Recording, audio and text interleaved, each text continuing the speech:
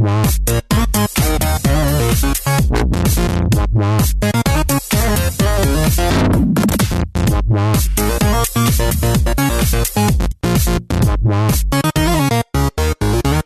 morning, good evening, or good day, and welcome to the Z2Z Podcast, the home for Xbox achievement hunters and gamerscore junkies. I'm your host, Brandon Freeman. Thank you so much for listening. At Z2Z, we love gaming, and in particular, grabbing achievements and gaining gamerscore. We do news, reviews, and interviews. If it's about achievements, we'll unlock it. This is an emergency achievement alert system. Warning! There are dangerous threats to your completion percentage, and unobtainable achievements have been spotted on the horizon. Please listen to the following podcast for more details. It is important that you move your family to safety so the achievement hunting community can effectively deal with this threat.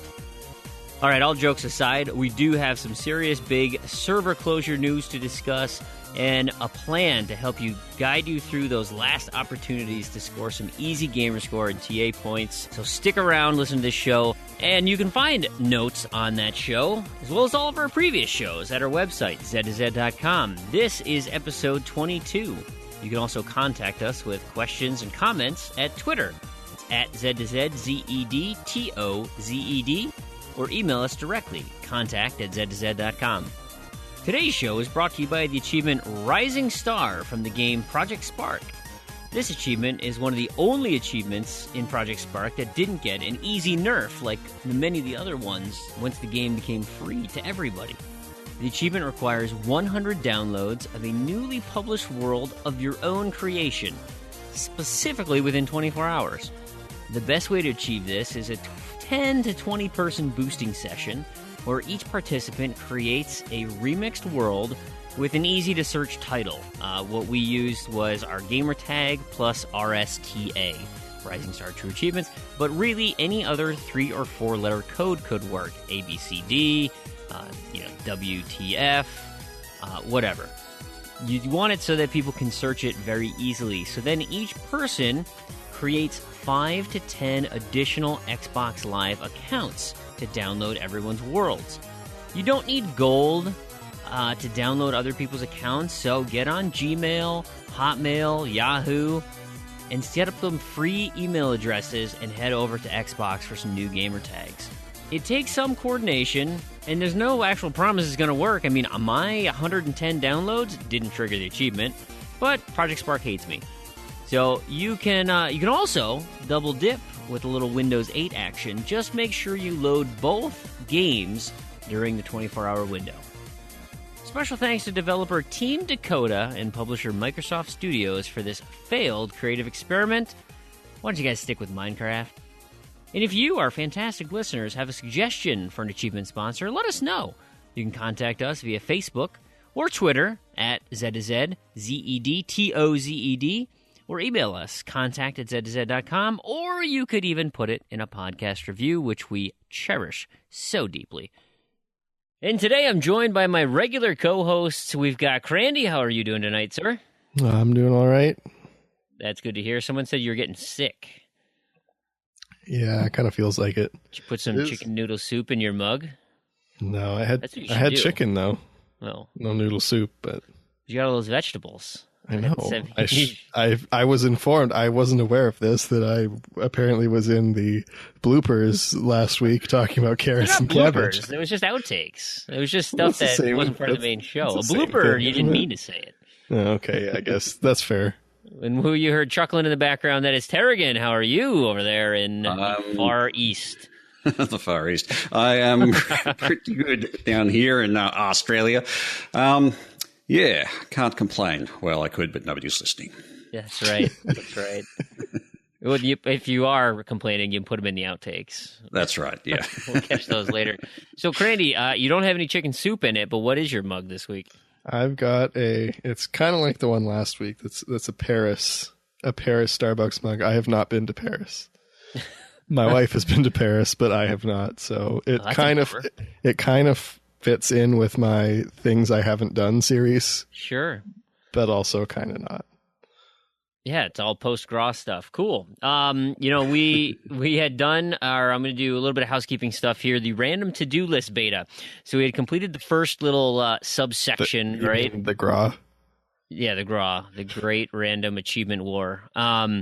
We gave everyone their lists. We had some people, take out some of those achievements on there, get some points. It looks like it's working. Terrigan and I have come up with some formatting that I think is going to play, that we can minimize the amount of work that both of us have to do. That's probably the most important part of it, so we can broaden the scope of this thing. And we launched a secondary run of achievements for the group this week. And so we'll do another couple weeks to take a look at this, see people achieving them, and try and generate the lists for everyone again, and just see if this thing is working, which all indications are it's pretty good. So be on the listen for a formalized introduction to this contest and the doors opening to the community. We'll obviously reset because the beta, none of this carries over, but we'll be able to have everybody start from scratch and give everyone ample time to sign up. So I guess you were actually asking me off air. I didn't get a chance to answer the just about how many we're going to be able to sort of support with this, and the actual scanning is pretty slow. So I'm going to need to reach out, I think, to the TA staff to see if they can help me out with that kind of stuff, because otherwise it's not going to be terribly reasonable to do. Close circuit to Jack. That's directly to you, buddy. We need your help. Jack or Rich. So we'll see how it goes. But we might be able to maybe double the scope we've got now, but anything more than that, it's going to start getting really, really, really unreasonable. Uh-oh. So we'll see how it goes anyway. What if you did it on multiple nights? Anyway, that's problems to figure out later. So, one other piece of housekeeping that I want to touch on, and it was related to my incoherent ramblings about the movie The Butterfly Effect. And what I was referring to was Ray Bradbury's A Sound of Thunder. It was a story he wrote, a short story about the butterfly effect, essentially, right? The notion in chaos theory about disturbing something that ultimately has long-reaching implications, which reading this, the history of this, so Ray Bradbury's story was there is a near future or a far future group of hunters, and they're sick of hunting for sport in modern times. I think it was 2055 was the date that you could hire this time safari, and they would send people back in time and identify animals that were going to be killed within seconds. And so they would target that creature and then send you back in time, and you would have a window to hunt that creature down. So the instance they have in the story here is, a guy goes back to go kill a Tyrannosaurus Rex. And that Tyrannosaurus Rex, ultimately a tree falls on him within a minute after he gets shot. And so the idea is, you do that, you're not changing the course of time, but the guy freaks out, gets off the path that was allowed to him, and stepped on a butterfly. And when he crushed that butterfly, he then comes back to the future, and that Simpsons episode, which most of you have likely seen, everything's weird. Things are not what they're supposed to be, and then, so that's where I thought the butterfly effect thing came from. Turns out that it was some dummy meteorologist guy it was some paper he wrote. So the book came out in 1952, and this guy came up with it in 1960, but he was saying a butterfly's wings can create a change in the a butterfly in Brazil's wings can cause a hurricane in Africa or something, the Atlantic Ocean, because of minor changes to the wind patterns that affects whatever. That's not as cool as going back in time, trying to kill dinosaurs and stepping on a butterfly. I'd much rather that version of it. But anyway, that is where the historical butterfly effect that I was thinking of came from, not, in fact, a movie.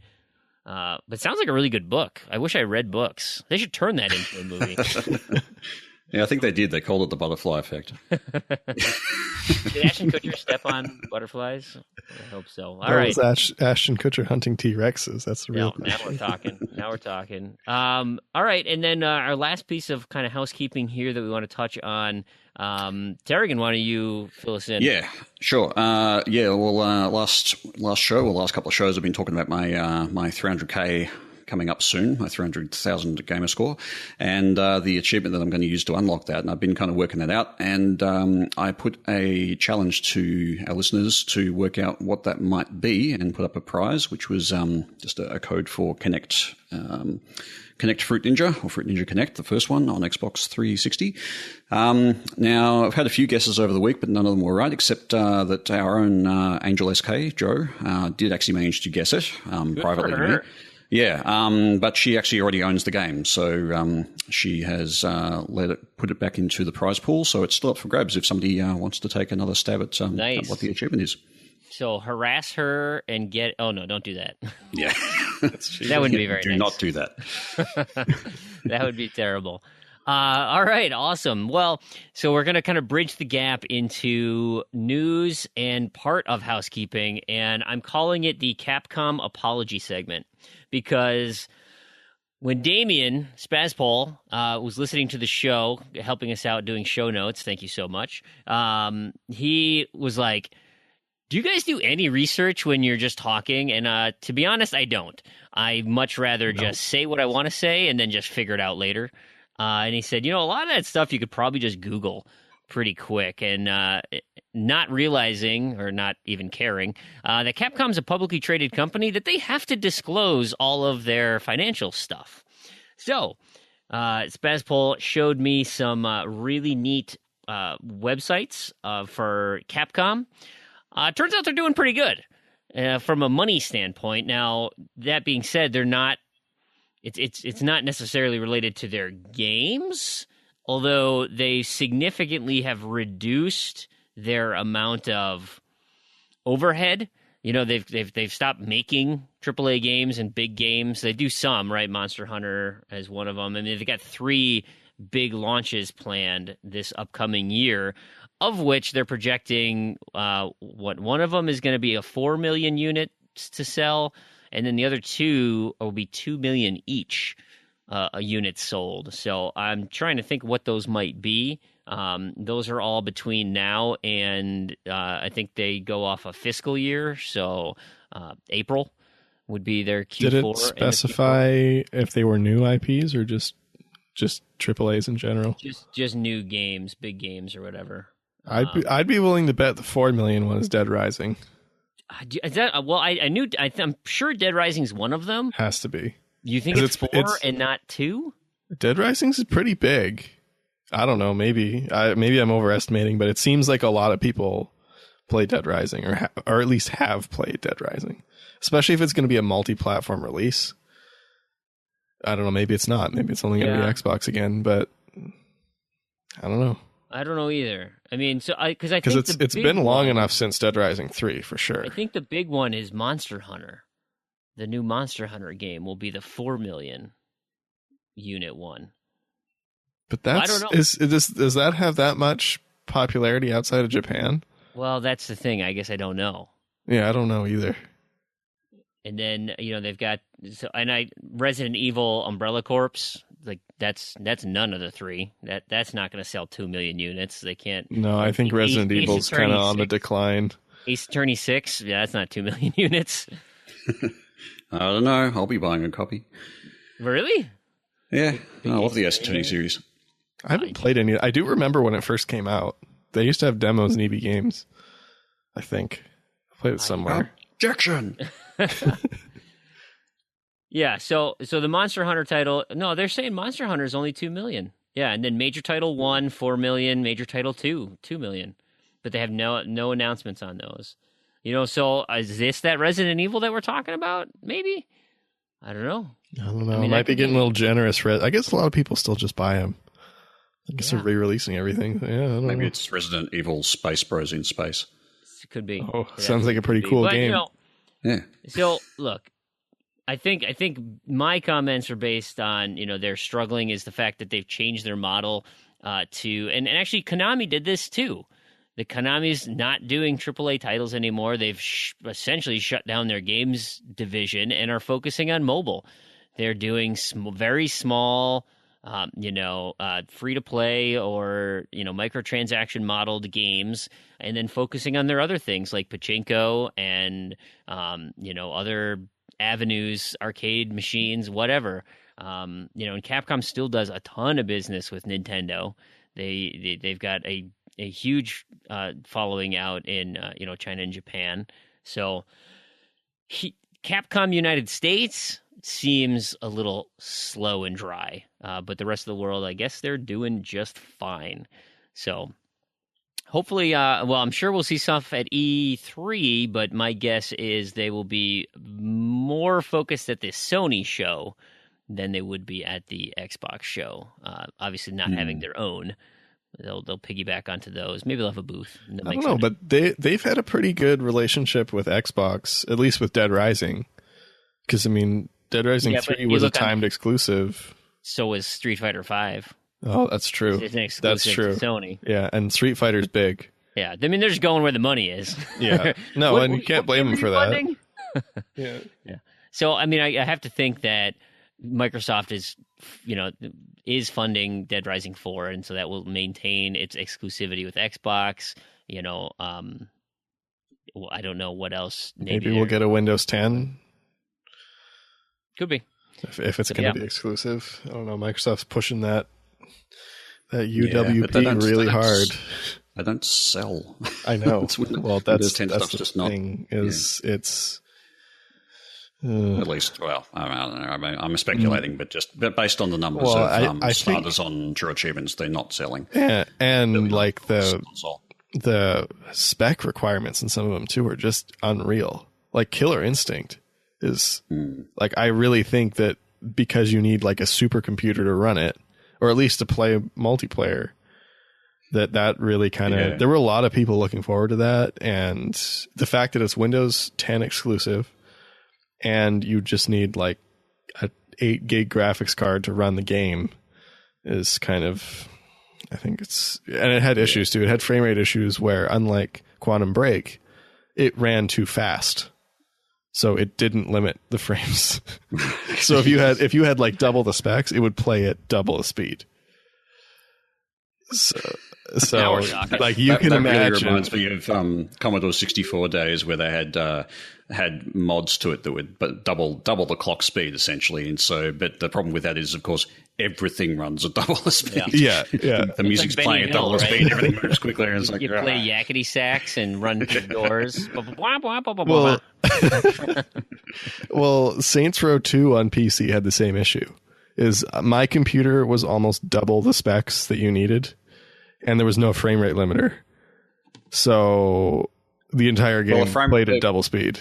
Well, the frame rate limiter is, that's how many times it renders per thing. It's how there's kind of a game clock, I think is what you're talking about. Yeah, whatever it is. The game clock is not was probably tied to something that didn't scale properly. So. Well, needless to say, that game did not do very well on PC. Great. Your computer's too good for this. No, exactly. Yeah. So, Terrigan, what can you tell me about all of our done unlocking achievements? I know we had a comment last week from Keith, 271179, about his done unlocking. We had a little comments about it, but you got some news for me? Yeah, there's no official news on it, but it seems like there was a bit of a backlog of done unlocking achievements that just all of a sudden all unlocked at once. And there were a bunch of people, particularly on the Leapfrog challenge or the Leapfrog contest that's running on True Achievements. People just were having these random achievements appearing on their lists and making them, pass the day for Leapfrog, but they'd actually unlocked them months ago. And they'd just been sitting there and done unlocking, and there was a whole batch of them. Even my one that I got the other day on Roundabout, that unlocked. And people who've had things sitting there for like 4 months, there just seemed like a big cleanup, some kind of process happened, and a whole lot of done unlocking achievements just went. Someone at Microsoft hit the flusher. Yeah, something like that. So I don't know exactly what caused that, but yay! Yeah, if you hadn't done unlocking, I think even the Conquer and Ceph ones from Project Spark, they unlocked as well. People had those sitting in unlocking. Yeah, I think so. So yeah, there was something happened anyway, which cleaned up a lot of those. So I've got this vision in my head of like some Xbox dude who just pushes a big red button that says flush, and all the done unlocking achievements come. Like, thanks, Steve. Totally appreciate it. Well, no, that was like, it's funny you mentioned that. It's like, I remember when the Kane and Lynch reset happened, which actually is basically someone coming in and manually dumping all the data in the table or whatever. And so it was supposed to happen at midnight, and then we're waiting. Doesn't reset. I think it ended up resetting at like 8 a.m. or something, like when people would come into the office. So like somebody just like forgot to reset it before they left. Right. And then they come back and they're like, oh. There's a pop-up window that said, "Are you sure?" And they didn't click OK. Yeah, something like that. And yeah, it was just a mess because like we're like, okay, it's going to reset at midnight. We're going to play the first match and it's going to be done. That happened with Red Bull Connect, the crushed ice. They did a leaderboard reset, and it was like 12 a.m. Pacific time. So I stayed up till 2 a.m. and it was like, come on, what has it reset? Has it reset? And it was like they were on it, right? It was 12:06 when it went, or 2:06 when it went off. That's pretty good. Like, okay, quick, I got to start jumping around. And my wife was so pissed that night. Like, what are you doing? It's 2:30 in the morning. I'm like, it's a leaderboard achievement. You got to do it. I know. It was ridiculous. I hate it. But I got that achievement, and of course I did too. That's a fun game though. Yeah. So one more piece of news about we had some information come out now that Lionhead is totally gone, right? And so all the people who were there get to air their dirty laundry. There is an awesome interview, it's actually an entire piece about the entirety of Lionhead, its entire existence in Eurogamer, and so the link is in the show notes. It's very, very long, very, very thorough, but so interesting. Talks about all the missteps that were taken. That there's some comments in there essentially like Lionhead probably was going to be closed in 2012 had they not shifted gears to work on Fable Journey and Fable Legends and like act as Microsoft's tech piece, right? To showcase the technology. Otherwise, they were going to shutter them to begin with. And there's stuff in there about, like, I don't want to say a rogue group, but like a group within Lionhead during this consultation period that were like actively trying to sell Fable Legends to any developer they could. They had like 2 Chinese developers lined up who wanted it, and Microsoft turned it down. Because this thing is essentially ready to go. Of course, the game's not very fun from all accounts, but like it was ready to go to open beta essentially. They're just trying to get all these green lights, and every time they would run it, it would be like there'd be one red light, like it was unbalanced in some way. And they're just iterating to death on this thing. It's a super good read. I totally recommend doing it. In a side interview, they. Eurogamer also had with John McCormick. He was an ex-art director at Lionhead and was talking specifically about a pitch for Fable 4 and some of the details that he had mentioned on Fable 4. Again, following the tradition of the first 3 games, where in the first one you've got the little village of Bowerstone. In 2 it becomes a bigger town. In 3 it's a city. In 4, what they were suggesting is you go all the way to like a late Victorian period, and Bowerstone is essentially London. It's, a huge city, and he suggested that they had some ideas like Jack the Ripper would be in it, and he'd be a Balverine in disguise. That there would be like Dr. Jekyll and Mr. Hyde type storyline with the, traditional Fable humor. But he also said it was going to be R-rated, dark, and gritty was the plan. That was their initial pitch for the whole thing, and unfortunately, Microsoft was like, "Nah, no thanks. You need to focus on other things, other avenues." Which I'm like, man, that game sounds awesome. That actually sounds interesting because it's like Fable is going to be rated M anyway. Right. It might as well, like, why is it like, I don't know, why don't they go with a dark approach? I think it's more, I think it would appeal to a lot more people that way. I don't know.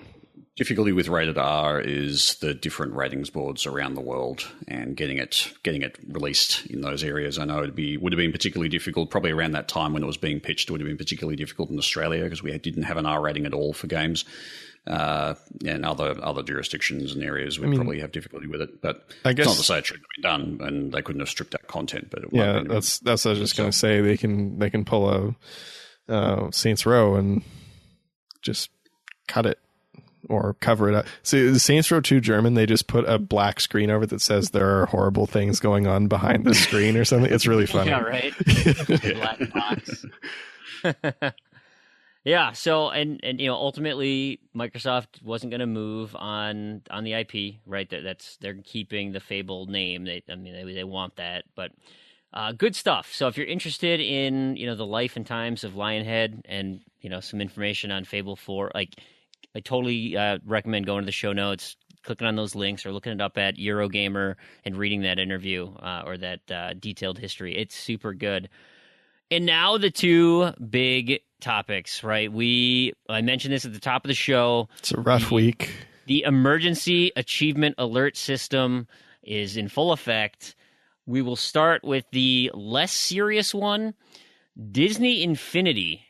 We've gotten, so the Disney Infinity, Disney Interactive, the company that makes the games for Disney Infinity, made an announcement. They are done. They're done making content for it. There are two releases still coming out. There's an Alice Through the Looking Glass coming out in May, and then Finding Dory, based on the movie that's coming out, that is coming out in June. Those are the last two pieces of content, new content that will be available. So it really is only a matter of time from that there's a chance that we start losing servers and online functionality with those games. There's a lot of stuff that can still be done locally. There's plenty of toy box things that you can do internally with all the things, but there are server-based achievements associated with them, specifically downloading user-generated worlds, uploading or publishing your own world. They're so easy. I went and did both of them last night, just real quick. So if you have Disney Infinity products, I would recommend doing the online functionality pieces as soon as you can. There's no impending doom. There's no immediate closures that we know about, but they shut this studio down because it's just not. It's not as popular as it's not making them enough money. It's not competing with Skylanders, and maybe it was, but it's just not something they want to invest in. They even said, we're way better off just selling our licenses to people. That hey, you want Star Wars? Here you go. You want Mickey? Here you go. You want Marvel? Yep, you can have that too, but it's going to cost you. So. We got that to look forward to. You guys getting working on these? Well, I don't own the games yet. But it's kind of prompted me to think, maybe I should probably pick those up and just at least get the online stuff sorted out anyway. I don't own any of them, but I'm going to be getting a care package of Disney Infinity from Damien. I think when I move over there, because he's going to be pretty close to where I'm moving to. So instead of shipping it across the country, I'll just drive and get him or something. Yeah, he's got practically everything, doesn't he? Yeah, for that. Yeah, except the only one I need is going to be a 3.0 for the 360. He's only got a digital version of that one. So, and they're really expensive used. I was really surprised. They're like $30 is the cheapest used, even on eBay, which is kind of surprising for just the disc, not even the figures or anything. I'm pretty sure I've seen the starter set for that much at some point, but so I got to keep an eye out for that one. But other than that, I think I've got everything set. Yeah, and along with that, Avalanche Studios is closing as well. I mean, that was part of so the Avalanche that's part of Disney is closing. The Avalanche Studios out in Sweden, I bet they're pretty happy about it. Like, there finally is only going to be one Avalanche Studios out there because it was super confusing before. So were they two separate studios? Totally different. Unaffiliated? Yeah. That's confusing. Super confusing. Oh, another note on this too. This is it may or may not be related to this, but Disney Infinity Toy Box on Windows 8 no longer connects to Disney accounts. So there's a bunch of discontinued stuff in there now. Oh no. Yeah. I mean, there's a bunch, so I'm not going to list them all, but we can. I'll mention it again in Knobs and Discos, but just while we're on the topic of it, that was recent. That came up in GI this week. Yeah, I guess I should be more specific. Avalanche Software is part of Disney Interactive out of Utah, and Avalanche Studios is a private gaming company out of Sweden. And they did Mad Max and Just Cause. They worked on Just Cause. Oh yeah, okay, yeah.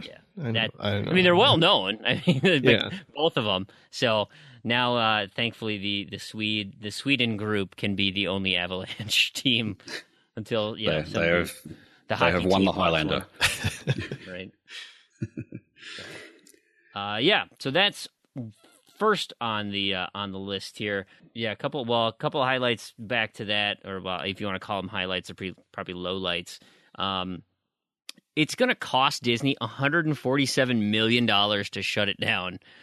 Like that, I mean, that's a big decision. Like to just say, yeah, we're going to write off $147 million to get this thing to shut. I think it was more they were doing that and then kind of making this. I don't know. This is how I interpret it anyway. That they were taking that write off. So like, okay, well, we're not going to be able to get this much money for this as we have it on the books, and then as a result, they're like, okay, well, I think this, like, it's over.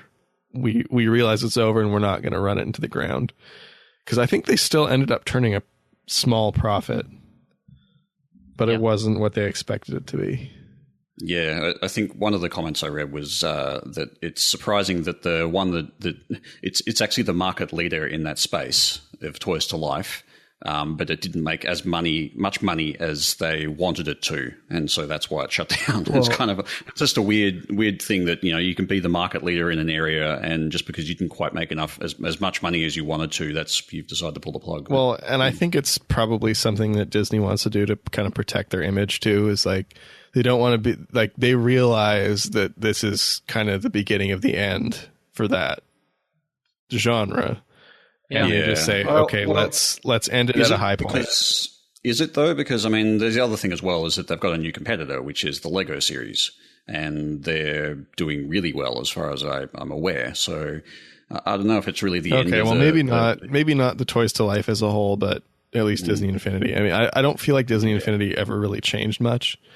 Like they kind of had the whole toy box thing, and then they just, I mean, I haven't played them, so this is just from observation, but it seemed like, unlike Skylanders and Lego, it was kind of just the same thing every year with a few new characters and sets, and it wasn't like a new adventure every year like Skylanders. Yeah, well, there was an article, I'll have to find it for the show notes, but there was an article that actually went into a bit of a postmortem on that, and they were actually doing some pretty inventive stuff and changing the formula up, and they had a few good plans for Disney Infinity 4.0, but like they actually had, they were going to bring out like 12-inch high figurines, so for like these really big figurines and like of really popular characters, and they would be a bit different in game. So you'd have a 12-inch Darth Vader, for example. And then there was a few other things they were going to change with the gameplay, and I think they were trying to allow for kind of cross-play of all of the different characters in certain things. And so there were certainly big plans there, but I think they kind of shot themselves in the foot with overproduction, from what I read. So they underproduced to begin with, and so there was a shortage, and then they overproduced to compensate, and then they just had a big backlog of the less popular characters, which basically is unsold stock, which is what they have to write off. So they lose money on that, and it just was a bit of I wonder what's going to happen to all that stock. I wonder if they're going to blow it out at like crazy low prices or something. Or I mean, they're already doing it. They'll probably bury it in the desert. It could be. There you go. But that's likely what is happening here. Is they just don't want to sit on all the figure inventory, the plastic molds, everything to make these characters. Like, they're well put together. They're nicely detailed. They do some cool things. I mean, and with the number of SKUs that they have, I mean, that's a significant inventory load. Well, and it costs money to store them too. Oh, absolutely. They're not store them, they're ship not tiny. them, move them, yeah, right. I mean, they're not huge either, but they start drying up. People don't want them, and with all the cross functionality, the secondary market is probably cutting a ton of that out. It's like, hey, you just go to the GameStop and pick up, a character and put them right on your base. Yeah. That they can't curb that per se, unless they want to start putting more significant security measures in there, or what would you DRM the figure? Yeah, you'd have to tie it to your account with a code or something. I don't know. Right. Then it's like, then you can't share them. That becomes really anti-customer then. Yeah, absolutely. Yeah, because I could see like if you're a kid and your friend comes over, you're like, oh, I got these 5 and he's got these 5, and you come over and you try each other's guys out, and then if they're tied to your account, like, well, you can't do that. Tied to your account. Please enter your password. This account, this figurine is locked. Yeah, exactly. Right? Yeah. So I don't know. All right. So that was issue number A. I'm an idiot. Issue number B. I may as well just continue it. The big one. And it literally just broke today as of recording. Yeah, this is like hot off the press news. And this is everybody's like the most up-to-date news that we've had. Yeah, everybody's except talking of course about that we'll be putting this out in 4 weeks' time. But it's still as up to date as it gets on Z to Z. But you know what? We are going to go into the actual achievements that are affected. So Project Spark, the relatively newly, as of December, free game that I hope you downloaded, because you cannot anymore. You can still get it on disc, though. Okay. There are disc copies still floating around out there. On Windows 8, it's gone. Gone. How does the DLC work with that? Because all the DLC got released like for free. I don't know. I don't ever remember actually title update, isn't it? Yeah, I don't actually remember downloading any of it specifically. Like, I didn't download the Conquer stuff, so it was there and I just played it. So yeah, I wonder if you'll be able to get access to that when you put the game in. I suspect it'll get a big title. Well, I think it'll do like what Dead Rising 3 did. So like how when you put in Dead Rising 3, it's like, oh, there's a 35 gigabyte update, which is actually all the DLC. And then each of the DLC packs are like 100 kilobytes. So this would just tie to your account, because you can buy it with the in-game currency too. So it's not like a normal DLC pack, or you used to be able to. So it'd be like kind of it's always there, and then you unlock it in game, and then now it's just unlocked for everyone. Yeah. So with that being said, they've put a deadline, and that dead is the operative word. August 12th. That's when it's done. They're shutting down the servers. So we've determined 12 weeks. Okay. The reason that's important is there is an achievement for unlocking completing a weekly challenge, and the weekly reset is every Friday. So when this show is released, you will have 2 days before the Friday, and then that would be 11 weeks, meaning you better get on it if you don't care about completion. I'm not sure if there's any date manipulation things that can be done with that. I don't think so, because they're tied to the Project Spark servers. Secondarily, I don't know if Project Spark will modify the requirements, because they did when it went free to play. They modified a lot of the requirements, except the one I mentioned at the top of the show. But there is a chance, that Spark Thomas, the lone remaining Team Dakota guy, is going to go in there and say, "Oh yeah, remember Remember Rising Star, 100 downloads? Yeah, just publish a world. And remember the weekly 10? Kill a bandit. Remember the 10 weeks you got to do? Just complete it once. Kill a bandit. Yeah. Kill 2 bandits, yeah. So, I mean, maybe. We can cross our fingers, but I wouldn't hold my breath. I mean, it likely is not going to happen. This is likely how it's going to be. Now, the good news is, because of the changes that were done in December, the game's actually pretty manageable. And there's some huge ratios, tons of gamer score, lots and lots of achievements. And it's 148, free. And it's free. And you can double dip on Windows 8. And you can if you want it already. Some of it transfers. So yeah, some of it I'm actually a bit concerned about it actually, because there's some of it that I've got that I know should have unlocked when I've done certain things and it just hasn't. And do you mean from 1 to Windows 8? No, I mean, I'm actually going into community worlds and killing 1,000 goblins, and the 1,000 goblins thing is not unlocking, and I'm going, oh, great. I see. So, that's concerning. And I check the achievements, and it's like, yeah, just do this in the community worlds. It unlocks in community worlds now, and it's like, no. You know what? You know what happened to me though when I was doing mine is, are you doing it? Are you breaking it up into worlds, or are you trying to get to 1,000 in one world? I am, but I mean, I did that with the Xbox One version, and that worked just fine. Yeah, at least on the other hand, I had killed some goblins and bandits before. So. And that had happened to me. Like I had done some, and I was up to like 1,200, and then when I was done, it like only banked 350 of them. Oh, really? Like it kind of got stuck at one point, and I've seen that too. Like when I'm doing the my favorite worlds in Project Spark are the Champion Farm 5.3. Yep. You'll see me remix them like every day. The Champion Farm 5.3 is great because it has everything just ready to go for all the daily challenges for each hero. Yeah, and I do that every day too. Conquer has a lot of issues with his money.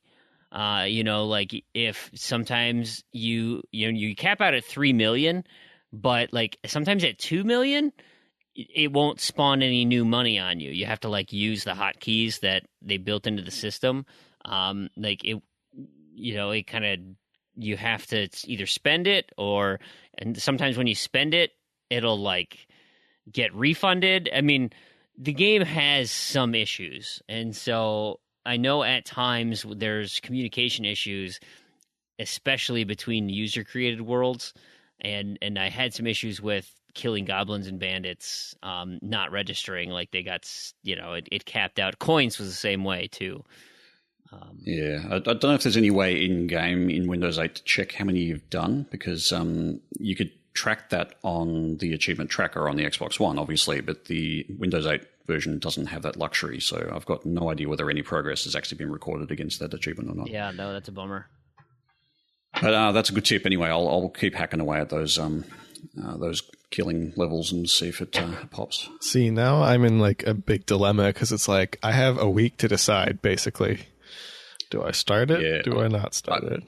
I would say steer clear of the Windows 8 version, just because I'm really not sure about. See, I was really hoping for the double dip. I don't know. Is that something that you could? Well, I don't know. We'll see. If I can get these 1,000 goblin things to unlock, then yeah, I'll say go for it. But I'll give you a heads we'll see. I'll try that. Yeah, try that tonight. Now, everything else in the game, I mean, the two that are probably going to give you the most difficulty. I mentioned the first one as our achievement sponsor, Rising Star, where you have to get 100 downloads in 24 hours. There's a good chance that one's going to get fixed, but good. That would be the top of the list to be fixed if they're going to make changes. Let's put it that way. Yeah, but then we couldn't have our fun session this weekend. We're going to have a lot of fun. It's going to be such a blast. Yeah. So it was so much fun. It was so much fun the first time when it didn't unlock for 20 me. Accounts. Yeah. that was great. I'm so happy it screwed up on me. Anyway, so that one, and then it not necessarily difficult, but time consuming is getting up to level 50.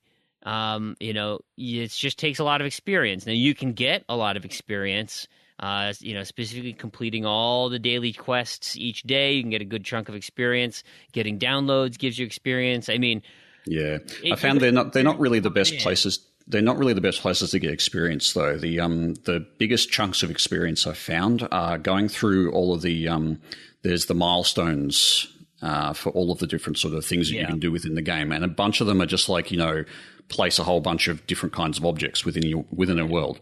If you build those up, they give you the most XP, and I actually managed to run from level 40 through to 45 in the space of an hour or something like that, or a couple of hours, just with repeatedly dropping a lot of like sounds or visual effects and things like that.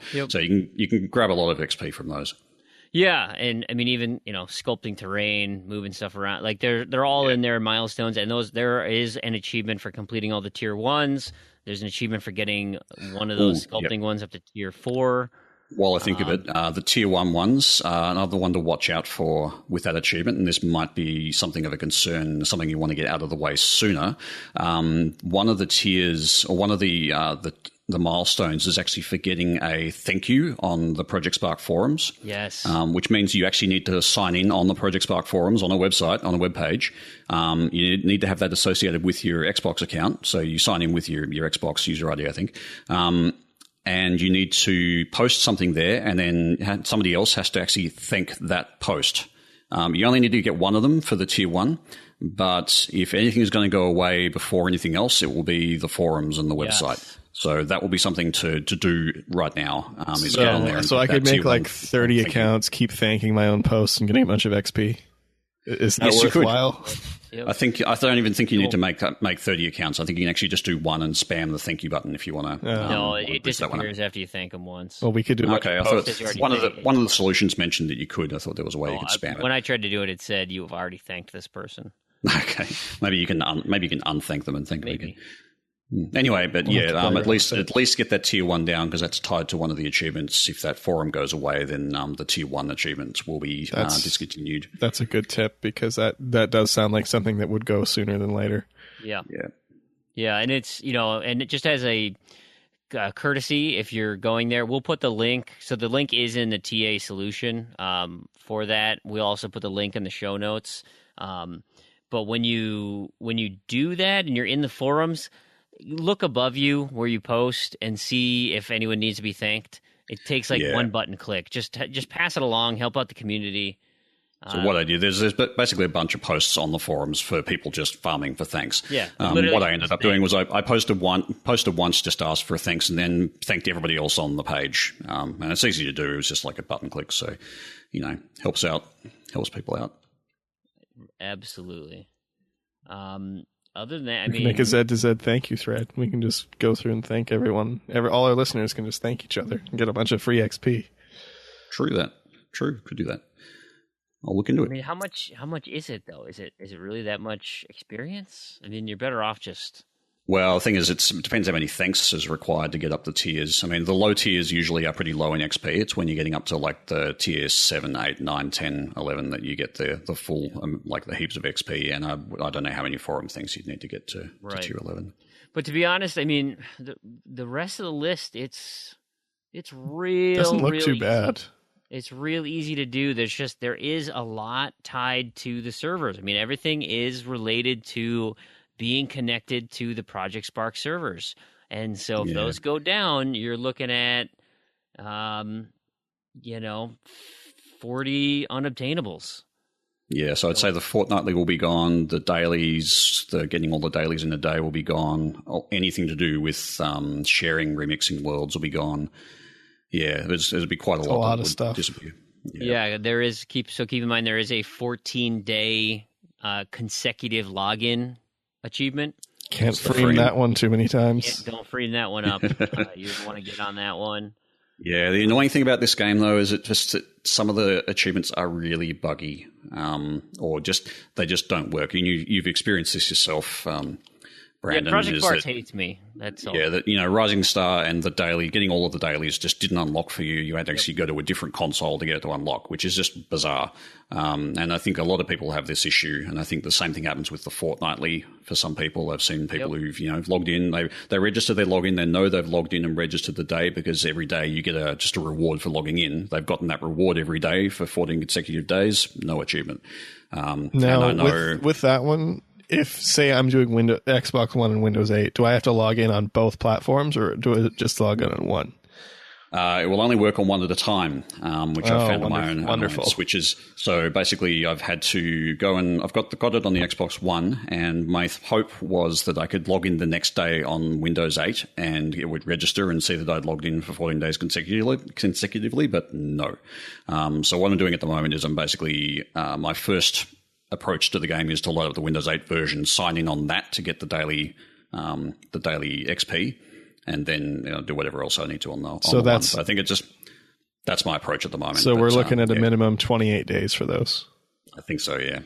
I've read elsewhere that some people have managed to get it to unlock on the next day with the Windows 8 version after doing it on the one, but that wasn't my experience. So yeah, I would have expected it to go. Reliable. I would have expected to go the other way. Is you can pop it on Windows 8, then pop it on the one, because that seems to be the direction that it goes most easily. Yeah, that may well be the case. I just was in the unfortunate situation. I'd done most of my work on the Xbox One before I realized or found out that the Windows 8 version is better to do the work on first. So. Yeah, and you'll get a lot of, so there is achievement tracking. And so, I mean, what I've seen a lot of mine is, so for each champion, you have to do, 30 or 50 champion challenges, those daily quests or the, the individual challenges for just being the guy, right? Killing dudes, using abilities, whatnot. But those run out. I mean, you have to do the daily quests to finish out these achievements. And the progress bar for me has been all over the place. So at the start of the week, I'll take Karlsnor, for example. He's the goblin. He was at 39. And then, I have done it every day since. So that'd be a week worth. And so today he's up to 46. But yesterday he was at 32. And the day before he was at 34. And I mean, so it went from 39 to 37 to 35 to 34 to 32, back up to 37, and back up to 46 today. And it's like, I don't know. I just don't understand what's going on.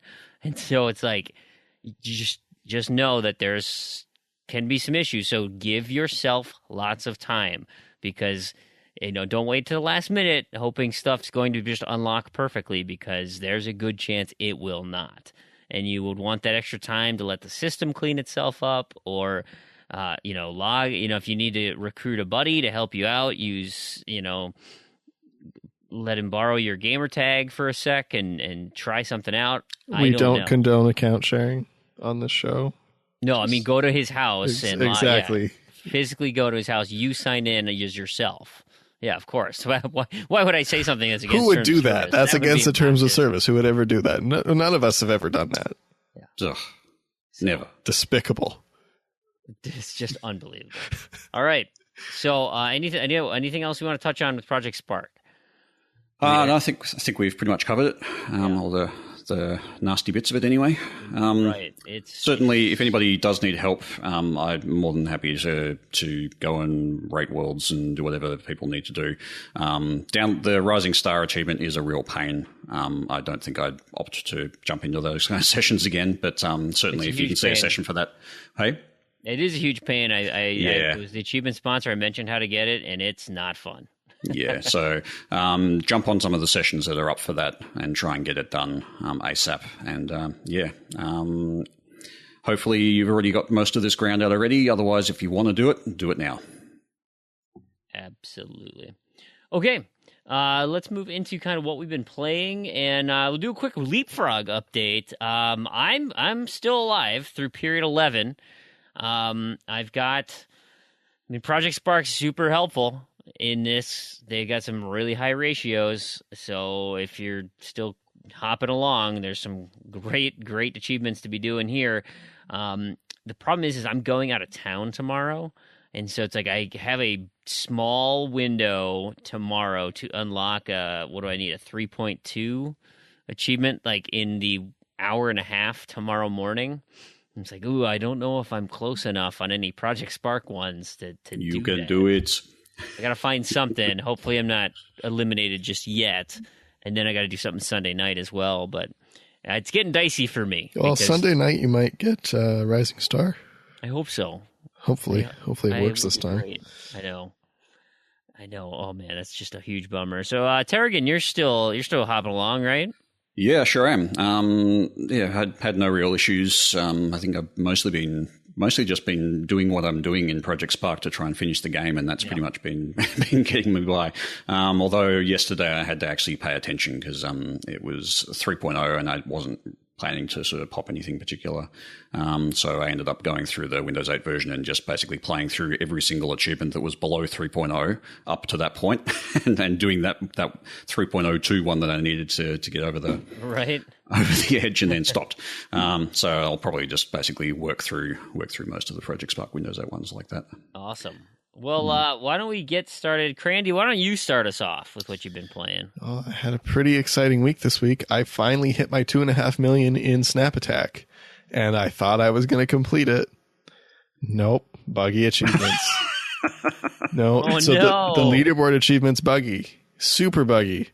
So I was in the top 250. I was like top 100, and it didn't pop. But there's some issues sometimes that if you're in the top 250, when you cross the 2.5 million or the 100 games played, it won't pop until you drop out and go back in. So that's what I did. I waited until I dropped down, then I got back in the top 250, still didn't pop. Then it's like, okay, some people said, okay, it'll pop 3 days later or something like that. It'll just randomly pop at some point because it's recognized that you've done it, but it's not crediting you. No, it's been like almost a full week. I finished Wordament almost right after recording last week. And I finished the 2.5 million. So now I have to get back in the top 250 again, which is annoying. It involves scoring another 200,000-ish points in a day, which sucks. But is that one of those ones where you can change your language or something like that? Yeah, you can, but you have to play 100 games in that language, and right. Yeah, it's going to be faster to do it in English. I did the original Wordament. This was before they reset the leaderboards regularly. I did it in Arabic. That was interesting because I don't speak Arabic at all. My Arabic's not so good either. So I got good at making Arabic words. I don't know what any of them are, but I got good at it. Then I played a little Guitar Hero that I've now started calling Grind Hero because that's what it is. I think I'm up to just under 300,000 strums, and I'm done everything else in multiplayer that actually involves playing. So that's a real blast. I started playing Geometry Wars for our little challenge. Yeah. And you got me hooked on Geometry Wars. Gosh, it's fun, It's isn't it? so fun. No progress, though. I'm getting close to 500K, but no actual achievements. I'm not even getting close to get back to 250. Yeah, I don't think I've done once. I don't think I've done a 250 in one life yet. But if I use all my lives, then I can almost get to 500. Forever 312 Club. No, I'm five of 12 actually. Ooh, I think Freem is as well. No, I'm 4. I can't get to 250 without dying. Oh, okay. I was hoping. I think that the mark you for did. us is going to be who can get to 500,000. I think so. But the thing is though is like when I get a really good run, it's like I can almost get to 250 without dying on my first life, and then it just goes down the toilet. It just gets crazy, and then you can't do it.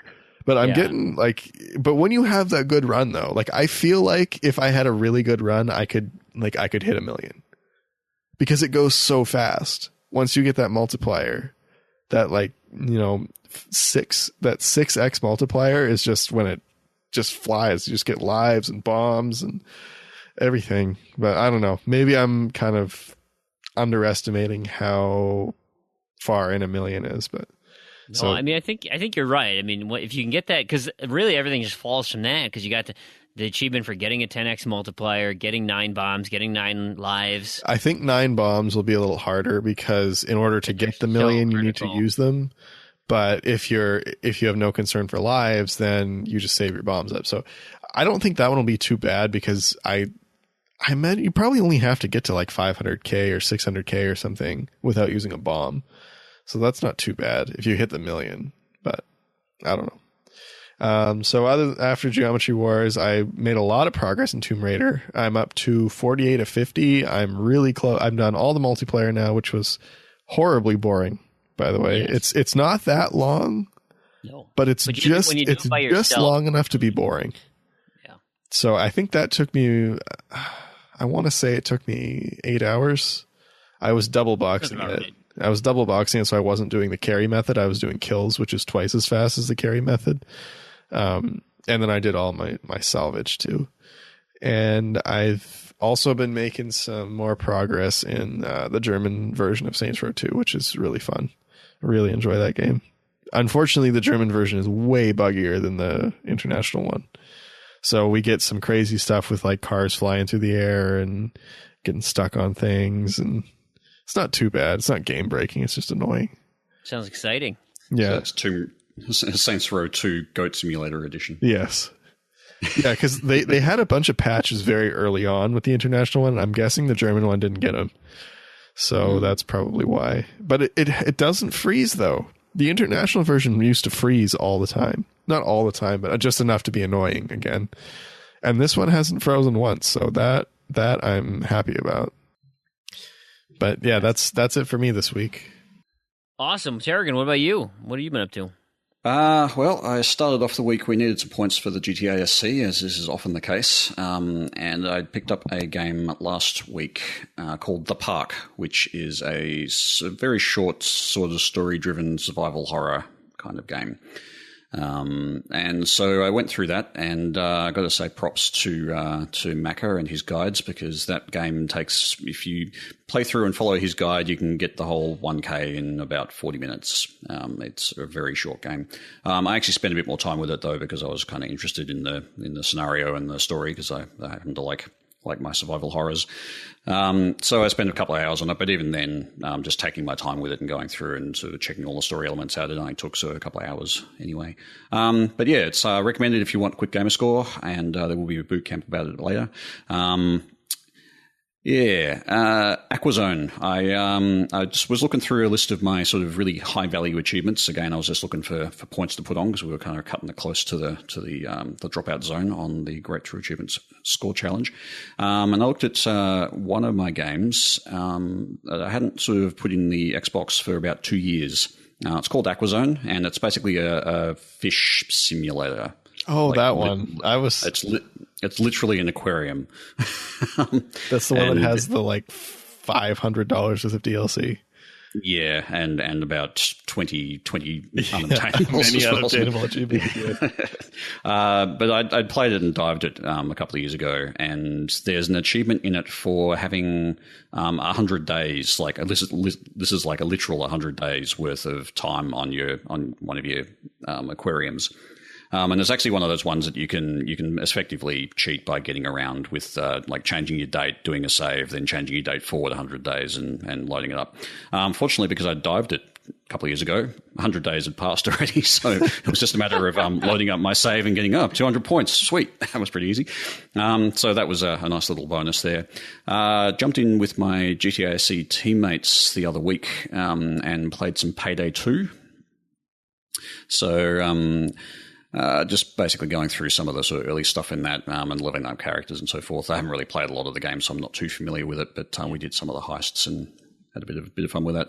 Big L wants the community to play that game.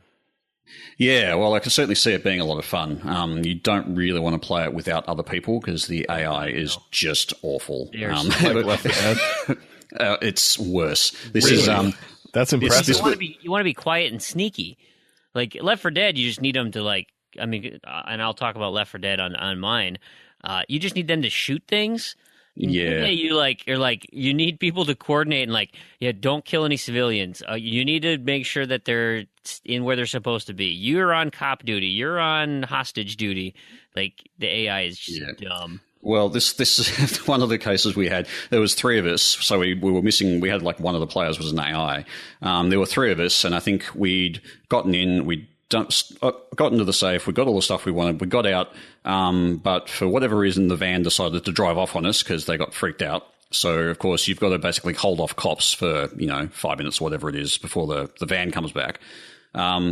And so we're getting hammered by these cops, and the AI is just sitting there lounging up against a car. Like, literally, just lounging against the car. The cops are completely ignoring him. He was just sitting there. He was like, yep, this is interesting. Cool. Hey, when just like, come on, back? Yeah, come on, revive us. Jesus. It's just like, what the hell? So, yeah, the AI, not so great. Hilarious, but not so great. I've been playing the obligatory Elite Dangerous. I think I unlocked one achievement in that, but I've been otherwise just grinding through and, working on power play stuff, which actually doesn't really give a lot of achievements, but is kind of fun. It's actually got a really good community, I got to say. If you're into sort of those kind of games and community-based games, it's a good one to pick up. And Project Spark, of course, I've basically been playing that every single day, trying to get through as much of that as I can. And I thought I'd just give a games purchased this week update. I bought 0 games this week, but I did buy some in-game currency for Elite. They released their store essentially on Xbox One that wasn't available before, so you can get skins and things for your ships. And I bought some currency for that. So it's technically no games were bought in the achieving this week, but yeah. Did I buy a game this week? Oh, I bought DLC. I bought a game this week. What'd you buy? I bought Doom. We played that right after the show. Nice. It's installed and ready to go. Look at that action. Pretty popular. I know. Cool. Somebody finished it already. I saw that. I'm really disappointed in the achievements. They're way too easy. Get to level 5 in multiplayer? Come on. Yeah. Get to level 5. Now they're going to add stupid DLC achievements with the maps. That I'm going to have to buy them. What was that dude's playtime I didn't see? Did you I don't know. It usually takes a bit to update on TA. Oh, okay. Anyway, all right. Well, my week kind of all over the place. I was playing a lot of random stuff. Of course, I was playing Project Spark, chipping away at that, just like Terrigan over there. I finished Night Squad. I had 2 achievements left in that one. The Grim Reaper, which I mentioned last show about getting the minigun in the Juggernaut mode and just hiding in your little world. That takes like an hour. It's so fast to get 1,000 kills. Then the Master Excavator, which is the next most time-consuming, is breaking 5,000 blocks. And there's a wonderful guide on TA that suggests... So you set up the Capture the Flag game on the ruined palace, ruined whatever. Anyway, it's filled with breakable blocks. And I was using the drill, right? Because the drill is supposed to block with that. Turns out you use the exploding bow and arrow. So if you get the bow and arrow link twice, right? Your first one's a bow and arrow, doesn't do anything. The second one is an exploding arrow, and when it hits, it blows up all those blocks. So you can clear out the entire area in like 45 seconds.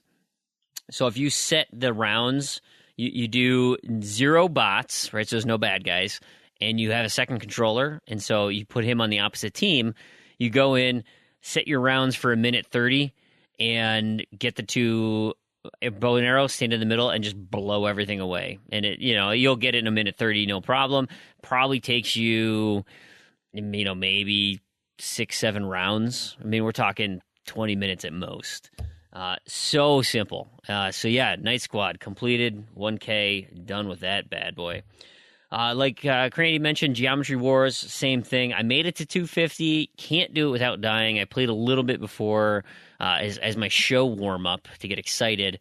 I had a good run, but the score just wasn't coming. So I got to stop dying so early, keep those multipliers going. My son and I played Plants vs. Zombies Garden Warfare 2, the 10-hour trial. I can confirm you're getting achievements in it. I've earned, I think, like 5 or 6 achievements in that game right now. I've only been playing split screen, so, and the best we can do is go into the middle of the map and just start killing dudes. So I know that they're killing those zombies and plants in the middle are counting toward my kill cumulative achievements, but I haven't done anything else because I can't take him with me into multiplayer.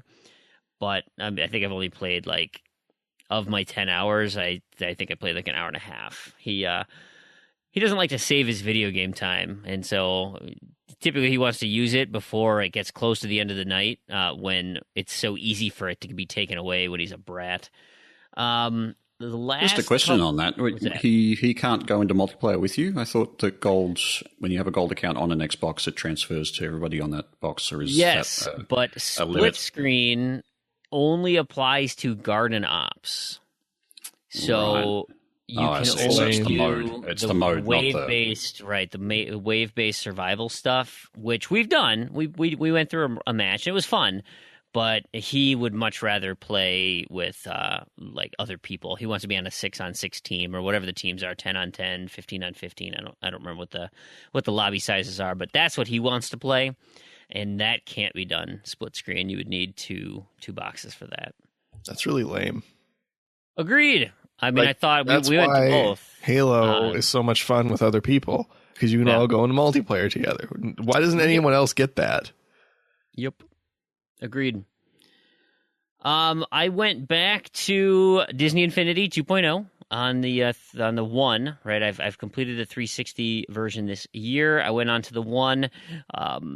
So nothing transfers, which sucks.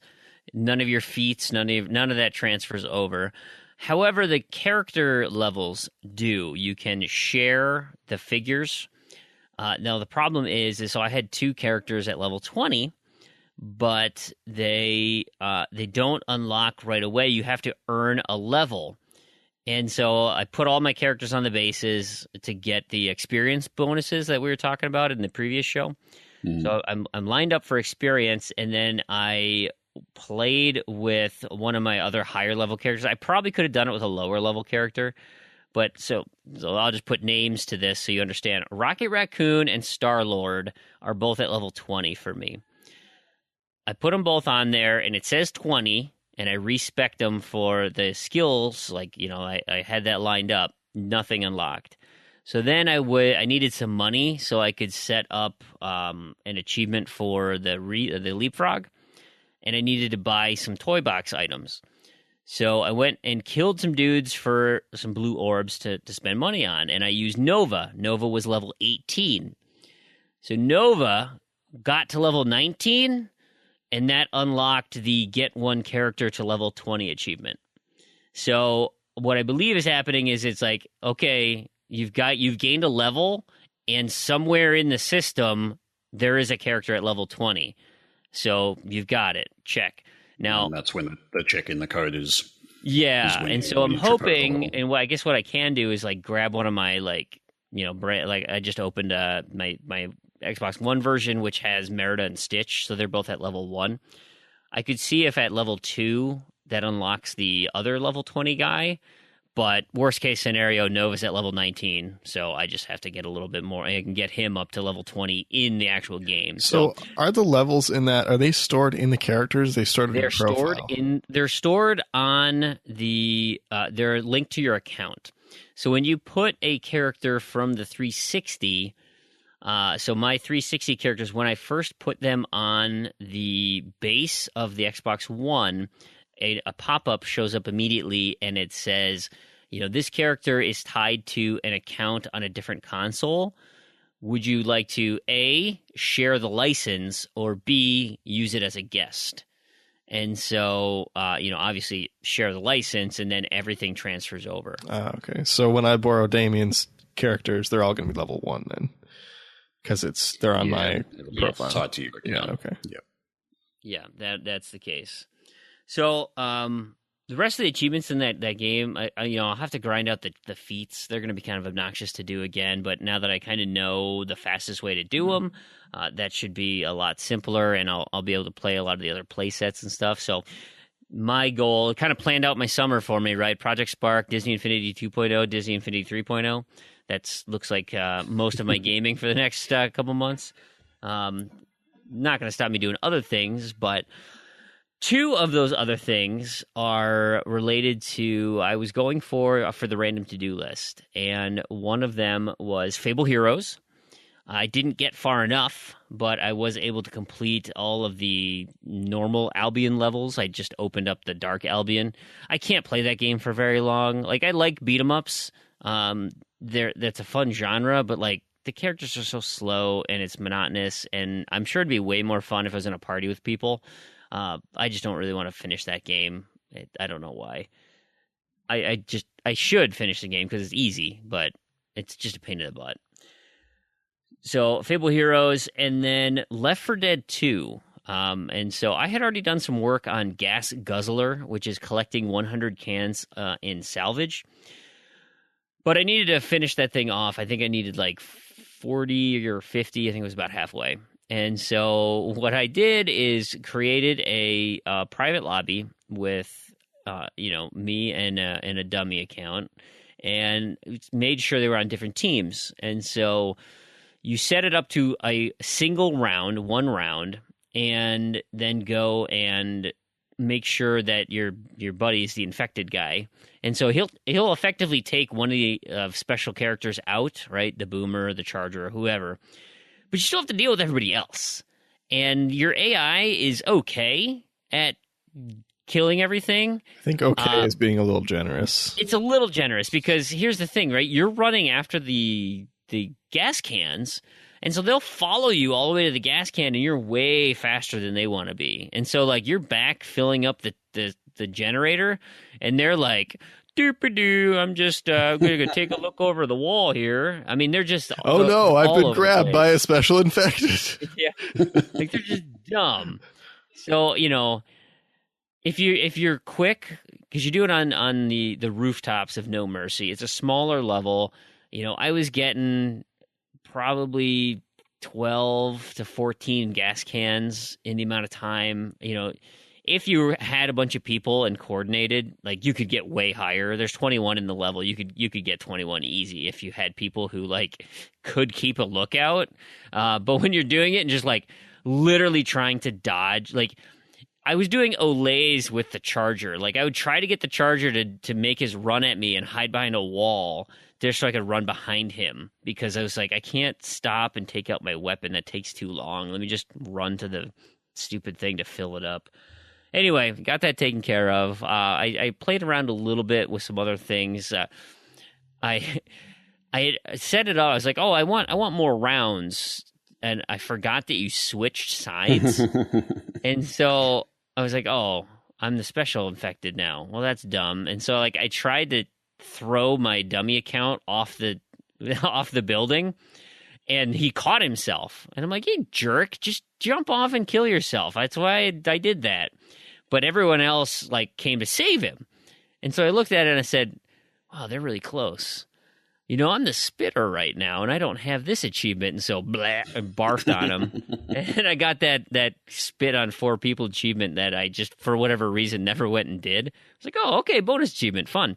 So that was my week. Nothing crazy, nothing special, but kind of all over the place. Looking forward to getting some serious headway on Project Spark. I mean, once I'm out of Leapfrog, like, I'm just going to go whole hog on closing out Project Spark. But now it's like, how can I do this where I can unlock a single achievement every day for the next, 14 days or whatever? Yeah, I've got the double whammy where I've got to try and keep in Leapfrog, but also score enough points in GTA SC to stay in. So it's tough. You want to save some of these, but then some of these are worth a lot of points as well, and you need those to stay in the competition. So it's kind of like, okay, well, I just kind of have to blow them. It's I have 20 achievements left in Project Spark, so that's getting pretty close. Good for 20 days. I'm down to 9 in Project Spark on Xbox One. Yeah, you're gonna beat that goal, our little gamer goal thing here. I don't know. The final, I don't know if you've done all of the ones from Conker's Big Reunion, but that broke the seal achievement. That one's a nightmare for me. Oh, is it? Yeah, I'm having a lot of trouble with that. Maybe you just got to get drunk like Conker. I mean, yeah, maybe that's it, yeah. I'm actually kind of looking forward to playing the Conker content. It's terrible. Oh, it is? That's yeah, it really is. Okay. I'm sorry. It puts a shame to the Conker name. No, but it plays like a GameCube version. Well, I mean, Conker. See, the thing with Conker is everyone's, oh, Conker's so good. It's like, see, I have a fresh perspective on Conker because I didn't play it until like a year ago. At least, I don't know. I think I have a fresh perspective on it, but I thought the story was good, the tech was good, but the gameplay was okay. It wasn't that good. I think okay is strong. I would say yeah, it's not. It's above adequate. Yeah, I mean, it wasn't bad. It wasn't frustrating, but this one's frustrating. Like the platforming is just not. Yeah, not. I don't know. Maybe I'm more forgiving to N64 3D platformers just because I don't know. I feel like I kind of grew up on those. Those were a big. It could be. I mean, it totally reminded me of Banjo-Kazooie. Yeah, because Banjo-Kazooie's platforming was good. The cameras sometimes were a little, but generally it was good. Conker was definitely below Banjo-Kazooie in terms of platforming. But there wasn't that much of it either. There wasn't much to Conker. It was mostly like kind of explore and do the story and to find some money. I don't know. Yeah, right. Okay. Boy, I think it's time we moved into listener feedback. It almost sounds daunting with what we have to approach here. We're going to start with an email we received from Dan Tate, of course, Tatey, and he says, "Hey guys, just listened to the episode and wanted to chime in on the day one console issue. I have had absolutely no issues whatsoever with my console, and it was fine. However, for lack of a better term, I'm going to call it the Beetlejuice effect, because ever since you guys started talking about it, my disk drive is slowly dying. I have to hold the console at a 45-degree angle for gravity to take effect, and otherwise the disk won't be read. And now it rarely reads a disk, and it can take several attempts for it to actually work. Finally, it keeps thinking that there are disks inserted and will not allow me to insert a disk." All right. Well, the first thing this makes me think of, and I actually had this conversation with Sir Alan. Are you actually holding, or have you got your Xbox One on its side? Because don't do that. Vertically oriented. Yeah, it's not designed to do that. It actually specifically says in the manual, don't do that. And in Sir Alan's case, it was a matter of, okay, he turned it horizontal and it just all worked again. So I think it has a certain amount of leverage that it can use on the vertical, but after it's worn for a bit, it just won't work. So yeah, if you do happen to be having it vertical, then don't do that. Because I mean, you're saying you're having to put it on a 45-degree angle makes me kind of, to let gravity take effect. That makes me think you've got it on a vertical. Yeah, that's bad. Don't do that. That's a good point. I didn't even think about that. And the other, I'd also call it the jinx effect. It's I'm willing to bet my day one console is going to bust now just because we've said it's fine. It's all fine. It's nothing, no problems with it. Rain Cloud Randy comes in. Ruins it all. Hey, Montana97 asks us, what is the last full price Xbox release you bought that you didn't immediately regret? Ooh, this is a good one. That's the important caveat right there. This is a good one. Didn't immediately regret. Well, can you? Oh, I'm just trying to think of the last few games that I bought at full price. I mean, Elite Dangerous. Didn't regret that. I was going to say Monster High, but I didn't buy it at full price. I bought it after it came out. I haven't played Barbie yet, but I haven't regretted it yet. Yes. I'm actually going to have to go with Duck Dynasty. That's a good one. Which is shocking. Rare replay. Rare. Although it's not really a full price game. Yeah, and it's the same with Elite Dangerous. It's not a full priced game, so it's like a 40, rare replay if that counts. Yeah, Duck Dynasty. Otherwise, Elite Dangerous. If not that, I think the previous one that I bought day one was Arkham Knight, and definitely did not regret that. I think mine, and it has nothing to do with the game, but it's Sunset Overdrive. Because I bought it when it came out, and I have yet to play it. And of course, it's Games with Gold, which means it's free. So, that's not instant regret though. That's just regret never actually having played it. Yes, I suppose. So immediate regret. It's ages ago. I'm talking. This has got to be like a different system type. And it wasn't. I can think of one that wasn't a retail game, but Tony Hawk. I was the Pro Skater HD. I was like, oh yeah, nostalgia. Does not hold up. So you definitely regretted that one. I think There was a game, I don't know if I'd say I regretted it, but it's more that I regretted not finishing it in time to go to return it and get my money back on it, which was I bought the Jackbox, one of the Jackbox games at full price, and there's still one achievement left in that I've still yet to do, so I've still held on to that. But yeah. See, I was just trying to think, and yeah, I'm going back through. Oh, I know what it is. Omerta. I was thinking XCOM with gangsters. No, it was. I don't think I've ever heard anything good about Omerta. I mean, well, it took me. It was like the 8-hour completion, so that was nice. But yeah, now it's got DLC or something, doesn't it? It does. Yeah, they came out a year later. Yeah. But so that was probably it. I bought that at full price when it came out. I was so pumped about it because I loved XCOM so much, and it did not even come close to XCOM's quality. Yeah, so I just did a quick check over my games, and yeah, Duck Dynasty, that's sad. Like, I mean, I don't buy that many. I don't buy that many games, but like, it really is because I regretted Rock Band. I regretted Guitar Hero a little less because I knew it was going to be bad. I still regretted it. Rare Replay wasn't really a full game. Wolfenstein was good. That was in the same year as Duck Dynasty, and that was good. But Duck Dynasty did come after. And that is the most recent game that I haven't regretted. I mean, there's maybe Barbie. I don't know yet.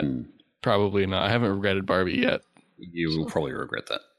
I don't know. I mean, the other one is Duck Dynasty. I mean, keep that in mind. Yeah, but you bought that knowing it was horribly bad, and that you bought it because it was just hilarious. But Barbie doesn't have that redeeming quality. That's the same thing I bought Barbie for. Like I pulled a Crandy on it. Like, you're gonna Crandy. You know how funny it is to go into GameStop and be like, I want a Barbie Puppy Rescue. And then I go in there the day it comes out and they don't have it, and I'm all disappointed that they didn't. No, see, that was the thing, is I pre-ordered it. See, the extra thing here is, though, that you didn't get like an extra special version of the Barbie. No, I did. You got the Duck Dynasty. Well, that's true. I got the Duck Deluxe Edition that came with the duck call and the bandana and all the goodies. But no, so how could you possibly regret that? Oh, I mean, it's only $10 more. Got to get the Duck Deluxe Edition. Then I got another one that I haven't opened. That's intentional. It was like super on sale. It was like $20 or something. So I was like, yeah, I got to get another one. And so Barbie, the day it came out, I went into, because I had pre-ordered it like weeks in advance, plenty of time in advance, way more than I usually do. Because I wanted to go to the midnight release of it. Now, it was released on the same day as Star Wars.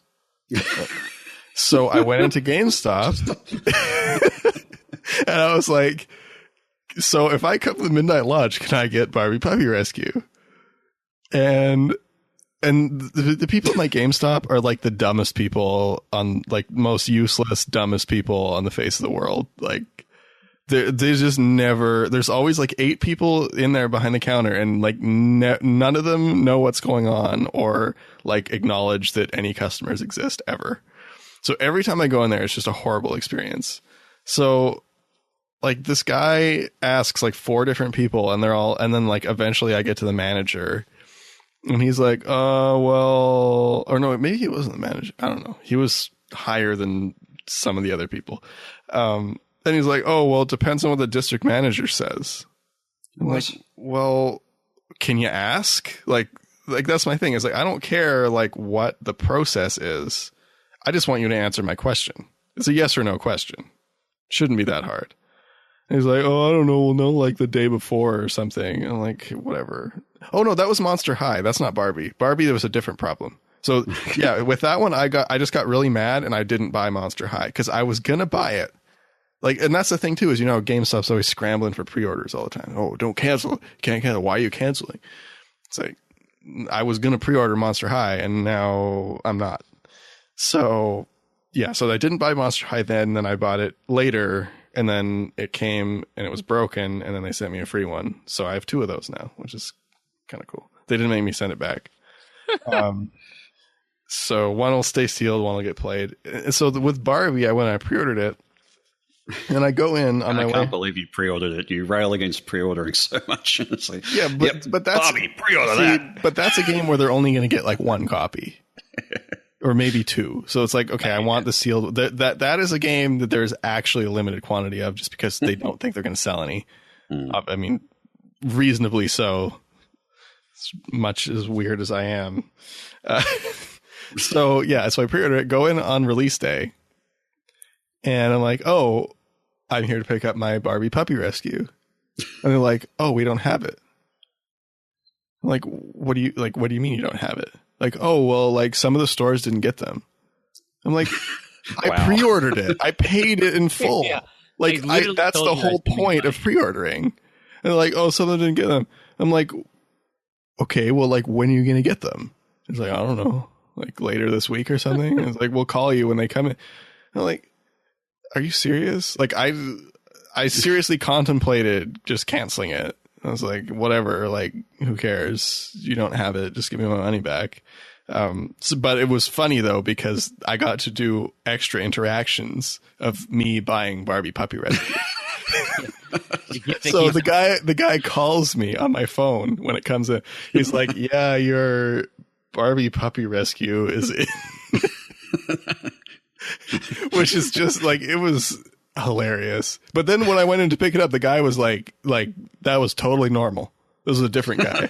But that added to it because it was really weird. Like I expected him to be like a little bit like, why are you buying it? No, he's just like probably just straight face, like buying it for your sister or something. It's like he either like got it or just, I don't know, just wasn't. I mean, it is this GameStop. I don't know the people there. I don't know. You probably frequent that tea place. You it could be. I don't know, but see, they're not like dopey. They're just talking to each other all the time about amiibos. Like that's the one I distinctly remember is like, I'm standing at the counter, like in the middle, like trying to give them money. Basically, they've rung it in, and there's like three people just talking to each other about amiibos. While I'm like, there's no one else in the store. I'm not doing anything except just trying to buy this. So this transaction takes like 10 minutes while they're talking about amiibos, and I'm just like, hey, that's important stuff. Don't. I know. I couldn't wait 30 seconds for them to take my money. I don't know that GameStop. I'll openly speak out about the Berkeley GameStop, downtown Berkeley GameStop. Not a good place. Okay. Great. Freem, I was thinking the other game for you that you wouldn't have regretted is probably Quantum Break. You got that full price. Yes, I did. Release, so. But no, I didn't regret that. I regret not going back and finishing it, but that's not the nature of the question. That's a different kind of. Well, that is the question though. Was the last game that you bought that you didn't regret instantly? So no, that's not instantly. Oh, gotcha. Not like Rock Band. Still dead to me. Dead to you. Speaking of dead, I regret not playing Quantum Break yet. So immediately after the podcast aired last week, NBA Kirkland heard it and said, "Hey, where are the pictures of this carnage you're talking about with your bike injury?" So I sent him a picture. I posted on Twitter. Yeah, you should have put a warning on that one. I don't know how to put warnings on. So I said, hey, valuable lesson in keeping both hands on the handlebars. And NBA Kirkland responded, damn, that is a nice Raspberry. Definitely not suitable for work. And I love McLovin Legend's answer to that. It says, hey, that right there is why you shouldn't go outside. And if your wife wants you to ride a bike, you should just load up trials. That's a great idea. And I told my wife, and she thought, she knows I'm clumsy. So, it's almost dangerous for me to go outside. I should just stay in front of my. I have the same problem. I remember one time this is a long time ago, but it's still hilarious. I was walking down the street. This is like a brand new sidewalk, like nothing on it, no one around, nothing. I just fall down, just on the ground, cut up my hands, it's bleeding everywhere. Like, so I think what they call that is that the ground was deceptively flat. Gravity surge. Guess so. Yep, absolutely. Hey, Terrigan, what do you got here from Handy Darkness? Let me just bring that up. Yeah, there's it's been noted that there's a couple of the compilation discs, the Sega Mega Drive collection, and the what's the other one? The Sonic's Ultimate Genesis collection. The discs on those will actually they don't work themselves with backwards compatibility, but they will allow you to unlock some other titles via backwards compatibility, namely Sonic 1, 2, and 3, and the original Golden Axe. And that is notable because Golden Axe has actually been delisted. So if you're after a copy of the Golden Axe XBLA title, you can actually pop in one of these discs and get it via backwards compatibility, which is good to know. That is pretty good information to know. Because on those discs, those games aren't on there, right? They're their own. That's right. They're not actually on those discs, but for some reason they trigger the download for the backwards compatibility. So if you have a 362, you can get like 1,800 gamer score from one of those. Then correct. It's pretty good. Nice. Now we're talking. All right. Well, here it is, guys. So, as I'm wont to do on days we record, I like to put up a friend feed and just see if there's anything out there that, the community is curious about or wants to hear in the coming weeks. And I feel bad for all the employers of people that I'm going to name here shortly because apparently everyone was bored on Friday. And my comment feed turned into 132 comments. It's amazing. Actually, to tell you the truth, I love it. I think this is so fun coming back, reading this. I had to turn off notifications because I just kept getting emails. They were coming hot and heavy real quick. It was great. Okay, so let me just first, I'm going to thank everybody who participated, and I'll just do a quick list of everybody who chimed in. Big L, Kaiba Chaos, Mighty Mango, JJ Aldana, Montana 97, NBA Kirkland, Crandy, Jareth Garros, McLovin Legend, Handy Darkness, Keith 271179, Weasel Pizza, Nexus Plexus, Decoy 1982. Thank you, all of you guys, for enlightening and making my day better because that was fun to read. There were some great conversations that happened, some fun nuggets that came out of it. Some of the conversation pieces, such as Gamerscore versus Achievement Podcast. There's some semantic argument about what the hell we are. Indies versus AAA, and the mix of both quality titles and garbage on both sides of it.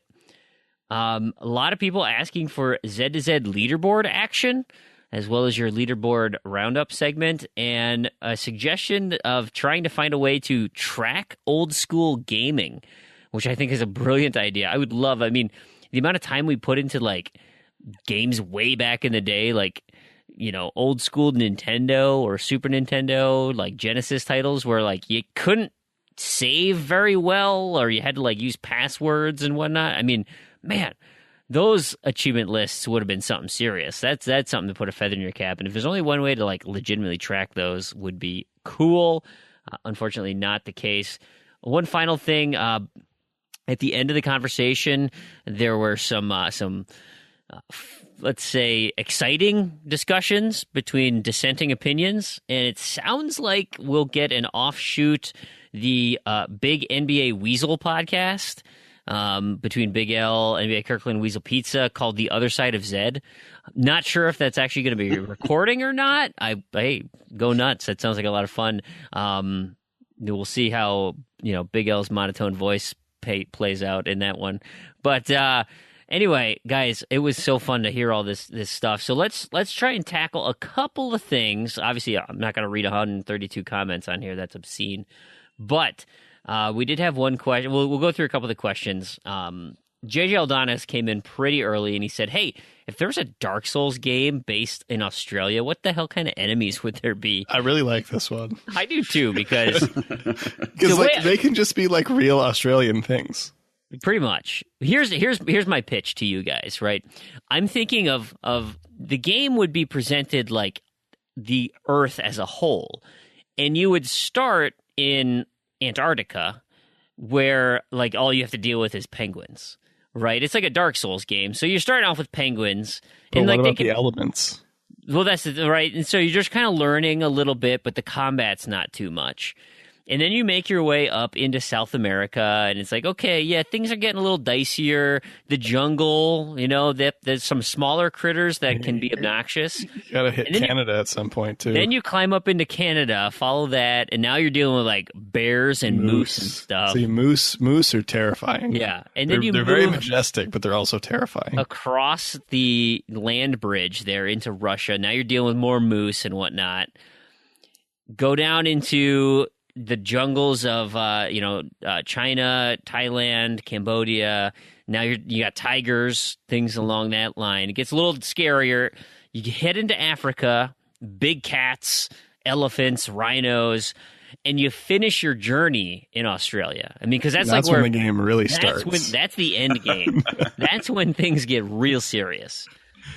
You've got your funnel web spiders. You've got your you got a list here going. You got drop bears, the obligatory boxing kangaroo, the Komodo Tasmanian dragons. Devil. There's the Tasmanian devil, which is kind of like a mini boss leading up to the Tasmanian tiger.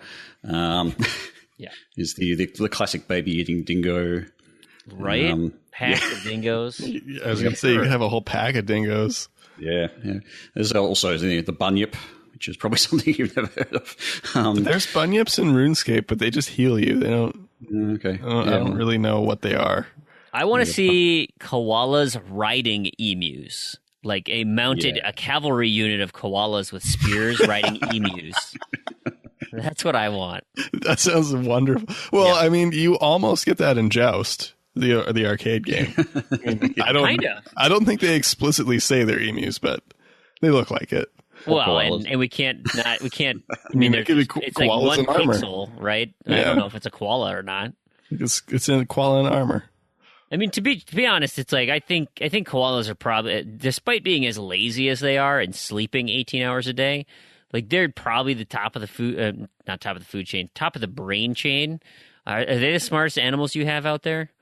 I wouldn't say that. No, I think they're pretty vicious though. They're pretty vicious and they're not terribly bright. Okay.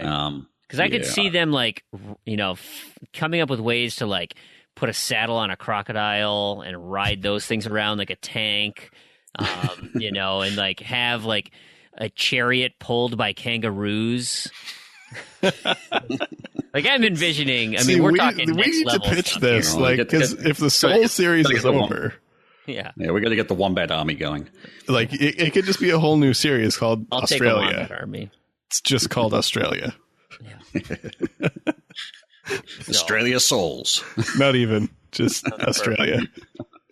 It's terrifying enough. That's Freem's Dark United, or the Planet Earth Souls. That's how I envision that game playing out. And the end of the game is getting swallowed by a snake. Right. Well, we didn't even talk about all the terrifying things deep, deep, deep in the ocean, like the giant squid and kraken that's down there. Have I ever sent you a link to the goblin shark? I've seen goblin sharks. Yeah, they're nasty looking. That's actually the inspiration for a lot of the stuff from Alien, the movie, or certainly the Prometheus, the alien from that. The jaw coming out is actually a goblin shark thing. It's scary as. Yeah. Hideous. I remember my dad, like, they had a documentary on, like, real life mermaids or something. And my dad was trying to, like, he's like, did you see this thing? I mean, they had scientists and stuff. I mean, he was like talking to me, trying to convince me that this was real. I'm like, Dad, that show is fake. Like, there's no way there's any mermaids. He's like, you don't know. I mean, like, they don't know what they saw. But I mean, there was, and it's like, he's going on and on about it. I'm like, I can't believe you bought that crap. Like, what? It was like on Bravo or something. Like, it's not on, a reputable channel. Anyway. Big L had a lot to say today. And so one of the things he said is, hey, Crandy, why won't you start any game with hard or long achievements now that you finish Gra? Why is your completion percentage so important? Of which Mighty Mango replies, or which is it that is your completion percentage? Which completion percentage means more? The percent of achievements unlocked or percent of gamer score earned? Okay, so my completion percentage matters because I don't want things left on my tag when things stop working. So it's not that I won't start games with hard or long achievements now that I finish Gra. It's that I need a break from games with long and hard achievements. Well, not so much long or hard. I'll do hard games, just not long games. So when you work on a game for 4.5 years, it kind of gives you a new perspective when that's over on gaming again to like actually play a real game. So yeah, that's kind of my thing now. I have been starting new games. I started Saints Row 2. That's got a bit of a grind. It's not that bad. Yeah. And I mean, I chimed in too and mentioned like, because I like getting 100% because there's that feeling of closure, that feeling like, oh man, I can just get rid of this. Like I don't have to deal with this ever again. And I have so much of that now because there are all these games I've been putting off and putting off and putting off, and now like they're almost done. So now I can just go back and finish them off. And then the other thing, percent of achievements, percent of gamer score, absolutely percent of achievements. Because achievements are achievements. It doesn't matter what the score is. If you want 100%, you got to get all of them, including the 0-pointers. So I've got lots to do on Cameo. Still got to do Quake 2. Kane and Lynch is done. I think that's pretty much it for my 0-pointers now. I didn't even think about 0-pointers and those. Yeah, I wonder if there's anybody. I wonder how many people there are that have actually got every single 0-pointer that's available. Probably not many. There's not that many 0-pointers though. Yeah, I wonder if you could discount app achievements, of course. But yeah. That's a good question. You know, the Nighty Seb had a great question too about you, Crandy. He says, "Hey, is Crandy antisocial? Like, why is that? Why he owns so many consoles and just plays by himself all the time?" No, I'm not. I mean, I kind of am, but okay, like I am and I'm not. I don't like lock myself indoors for months at a time or something, but I don't just go out and like socialize, but I'm not like super awkward or something. So I can still talk to people and I enjoy socializing with people I enjoy socializing with, but I don't always, I'm not just going to go out of my way to like go to a party or something. I'll put my hand up and say that yes, I am completely antisocial, and though if I can do it solo, I will. But that's just me. I just want my own time. And with the thing with the boxes too is, I just don't really want to coordinate like 4 people, 6 people for stuff. It saves a lot of time. The biggest thing has always been for me is the monetary investment versus time saved. When I bought all my boxes, Xboxes were so cheap that it was... I was making enough money at the time when I was working, because that's when I bought most of my boxes, when I actually worked and had an income.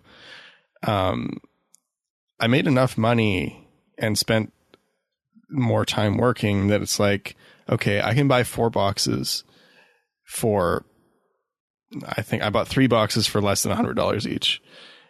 And where I was working at the time, I got huge discounts on a few things, which included gold codes. So I was buying gold codes for $10 to $20 a year.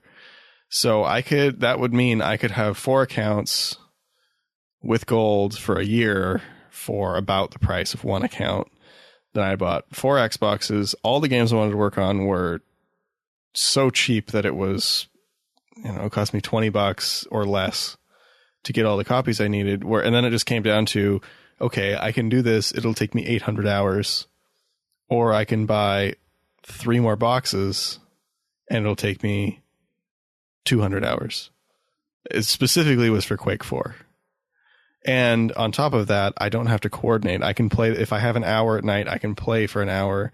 If I have 8 hours, I can play for 8 hours. I don't have to rely on other people's schedules to work with my sporadic schedule to boost the game. If you're doing something like Graw for years, trying to coordinate with multiple people to do that kind of stuff would be exactly. So really, that's what it comes down to for multiple boxes. And then once you start multi-boxing, there's no going back. It's wonderful because you don't if for easy stuff like that, you don't have to worry about coordinating. And particularly, I have a generally very sporadic schedule with things I have to do, and having multiple boxes, being able to play for short periods of time, just kind of on a whim,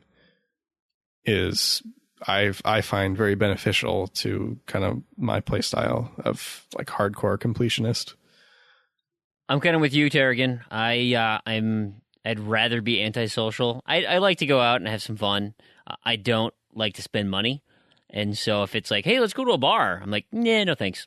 I got a bunch of video games to play, so you can go ahead and do your own thing. Bars are expensive. I don't drink as well, and I find it a bit sort of obnoxious. But so for instance, we had a going away party for some neighbors, and it was getting late, and my wife was, we're both really good friends with all the neighbors, and so typically I stay out, because with the guys in the area, and the women go home and either lay the kids down or do whatever. Not to say that those are traditional gender roles, but that's just they listen to my wife a lot more than they listen to me.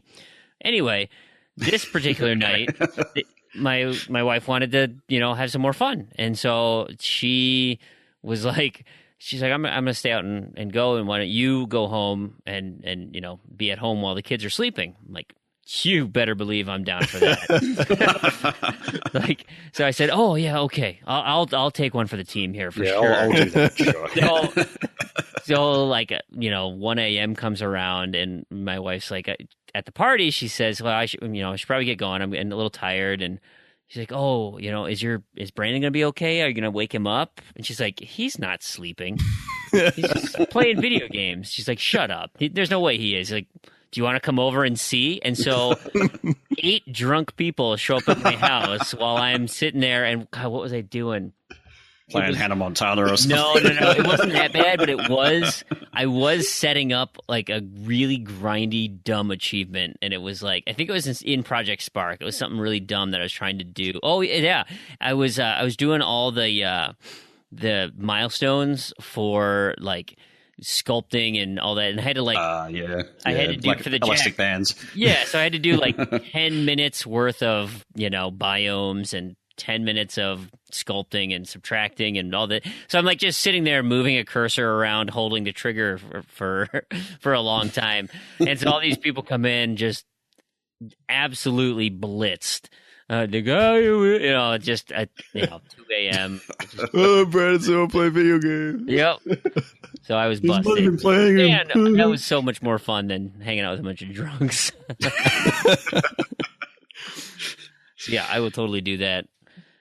Big L asks, speaking of would you rathers, there was a discussion that broke out about how dumb easy and garbage games are, like playing Avatar or those simple games. And there's some talk about Fallout PC and just how stupid it is to like type in console commands, right? You just get your gamer score for doing nothing. There's no, you're not playing anything, right? You're just typing commands. Said if you could do that, type commands in for every game, would you actually do it? I would say, of course not. I don't think if that could be done, then we wouldn't have achievement hunting as a hobby. It just wouldn't exist, because anybody who wanted to get any of the achievements would just do it, and there'd be nothing there'd be no sense of achievement, I guess, in doing that sort of thing. I think games like Fallout 3 and Avatar have to kind of be accepted that they're part of the whole microcosm that defines all achievements, and there are going to be some games that are going to be that ridiculously easy, and they're the outliers, and there are going to be other games which are so ridiculously difficult that nobody's ever going to get all of the achievements, or half of them. So it's kind of it's all part of. Well, Graw is one of those. It's like a stupid amount of long time to do it. There's ones like Death Smiles where you've just got a ridiculously skill-based achievement that's it's just ridiculous. So there are always going to be there's essentially a spectrum of those achievements, and I think the reason that achievements are successful and that we love them as a hobby is because there is that kind of spectrum, and you will find or push your own kind of levels of what you can achieve and what you can't. There's also the other spectrum, or the other point, that we like to have a number that keeps going up, and so of course we're going to go for a lot of easier stuff, but we're going to run out of that. And it doesn't give you the sense of accomplishment that you get from defeating a difficult game and wiping out all. So for me, getting all of the challenges completed in the Arkham City there was a lot of sort of just challenge modes that were added onto that game, and they took a long time to work through. And they weren't worth a lot of some sort of TA at the time just because of the way DLC worked, but it was still satisfying just getting that completion because it meant that you really had to work for it. So I guess people get different things out for different reasons out of it, and I don't even think that people need to get the same thing out of achievements all of the time. I mean, I happen to like getting that extra score from Fallout PC just because I happen to like getting the score, but that doesn't mean it's the same kind of accomplishment I felt as completing Arkham City. But both of them, I think, are equally valid. They're just kind of different things that you achieve and have on your plate of things that you like to do with your hobby. I mean, I think you nailed it on the head with that. The beauty of having this cornucopia of stats and achievements to go for is there are lots of ways then that you can scratch that itch. I mean, for me, I like completions. I would, if I could, I would get as many completions as I can because it means I've done everything the developer wants me to do. Other people just want a really big score. They want, it's like high score in Galaga or something, right? They just want their leader, their the overall gamer score to go up. Some people like to go for those rare ones, like Crandy over there. He wants achievements that not a lot of people have. And again, those are either skill based or time and grindy or a horrible game that you don't want to play based. And that's what the TA ratio comes into play. I mean, there's so many different angles at play in the hobby of achievement hunting that we can all coexist and like have really interesting things to talk about because there's so many different ways to approach it, and just simply getting to play games constantly and finding different things that tickles that fancy. Playing like Geometry Wars right now, there's a skill cap to that I'm not approaching right now. I need to practice. I need to get better. Maybe I can break through. It might just take that one run of really good going. But like right now, I'm really struggling to get to 200,000 points. And that level of challenge, if I get to 500,000, that's going to feel so good. Now, Disney Infinity, on the other hand, not a hard game. It's just time consuming, getting the feats, doing whatever. But knowing that game is closing they're done making it, it's over, and I get 100% in it, that's a different type of satisfaction. That's a really good feeling of, yep, and now all these toys, and I can have them as toys. I don't need them as playable characters anymore because I'm done. It's a great hobby, and there's so many, it just keeps on giving. There's so many different ways, to enjoy it. Absolutely. Absolutely. What do you think, Crandy? I think you guys pretty much summed it up. And really the key is games like Avatar and Fallout 3 are only satisfying because they're a small part of the mix. If everything was the same, like you said, we wouldn't have the hobby because, it's kind of like Steam achievements where there's so much cheated and it's so easy to cheat and no one cares and there's no standardization. There's no system. Exactly. And it kind of, at least for me, I know there's a lot of people that like Steam achievements too, but it's just, because there's no way, like there's no standardization, there's no system, they can all be very easily just popped. They're no longer satisfying. And when you have a couple of games like that, it's like, oh, it's a freebie. I just started achievement hunting. Oh, here's Avatar. It's a freebie. It'll get you hooked. Here's Fallout 3. Get you hooked. Get you a little boost. That's that little, the little starter drug that gets you on. No, exactly. Yeah. Because I even had friends, because I played Avatar. That's one of the few games on my list that I don't actually own. A friend lent it to me. He rented. I kind of do actually. My friend rented it, and then like even my friends that didn't care about achievements, they still all popped Avatar because it was fun. Yeah, it's still it's I know a bunch of people who just got it and got it, did the achievements. Yeah, no, we just passed it around. Then felt dirty about it. Yeah, so like every day at school we just pass it off to someone new until the week was up for the rental or whatever, and then we all got Avatar. So it's fun. It's fun having a few freebies, but when everything's a freebie, it's no fun anymore. Yeah. Well, and that kind of spurns some of the conversation on indie titles just being too easy now, that they're devaluing gamer score, and that in and of itself is a completely separate topic that I think we can really get into at another show. I think that's on our backlog to actually talk about as its own topic someday. So we'll absolutely get to it. Just as a cursory thing, and a lot of points were brought up in the feed. There's lots of good titles in the indie program, and there's lots of garbage titles, and the same thing for AAA. You evaluate a title and its achievement list on a case-by-case basis.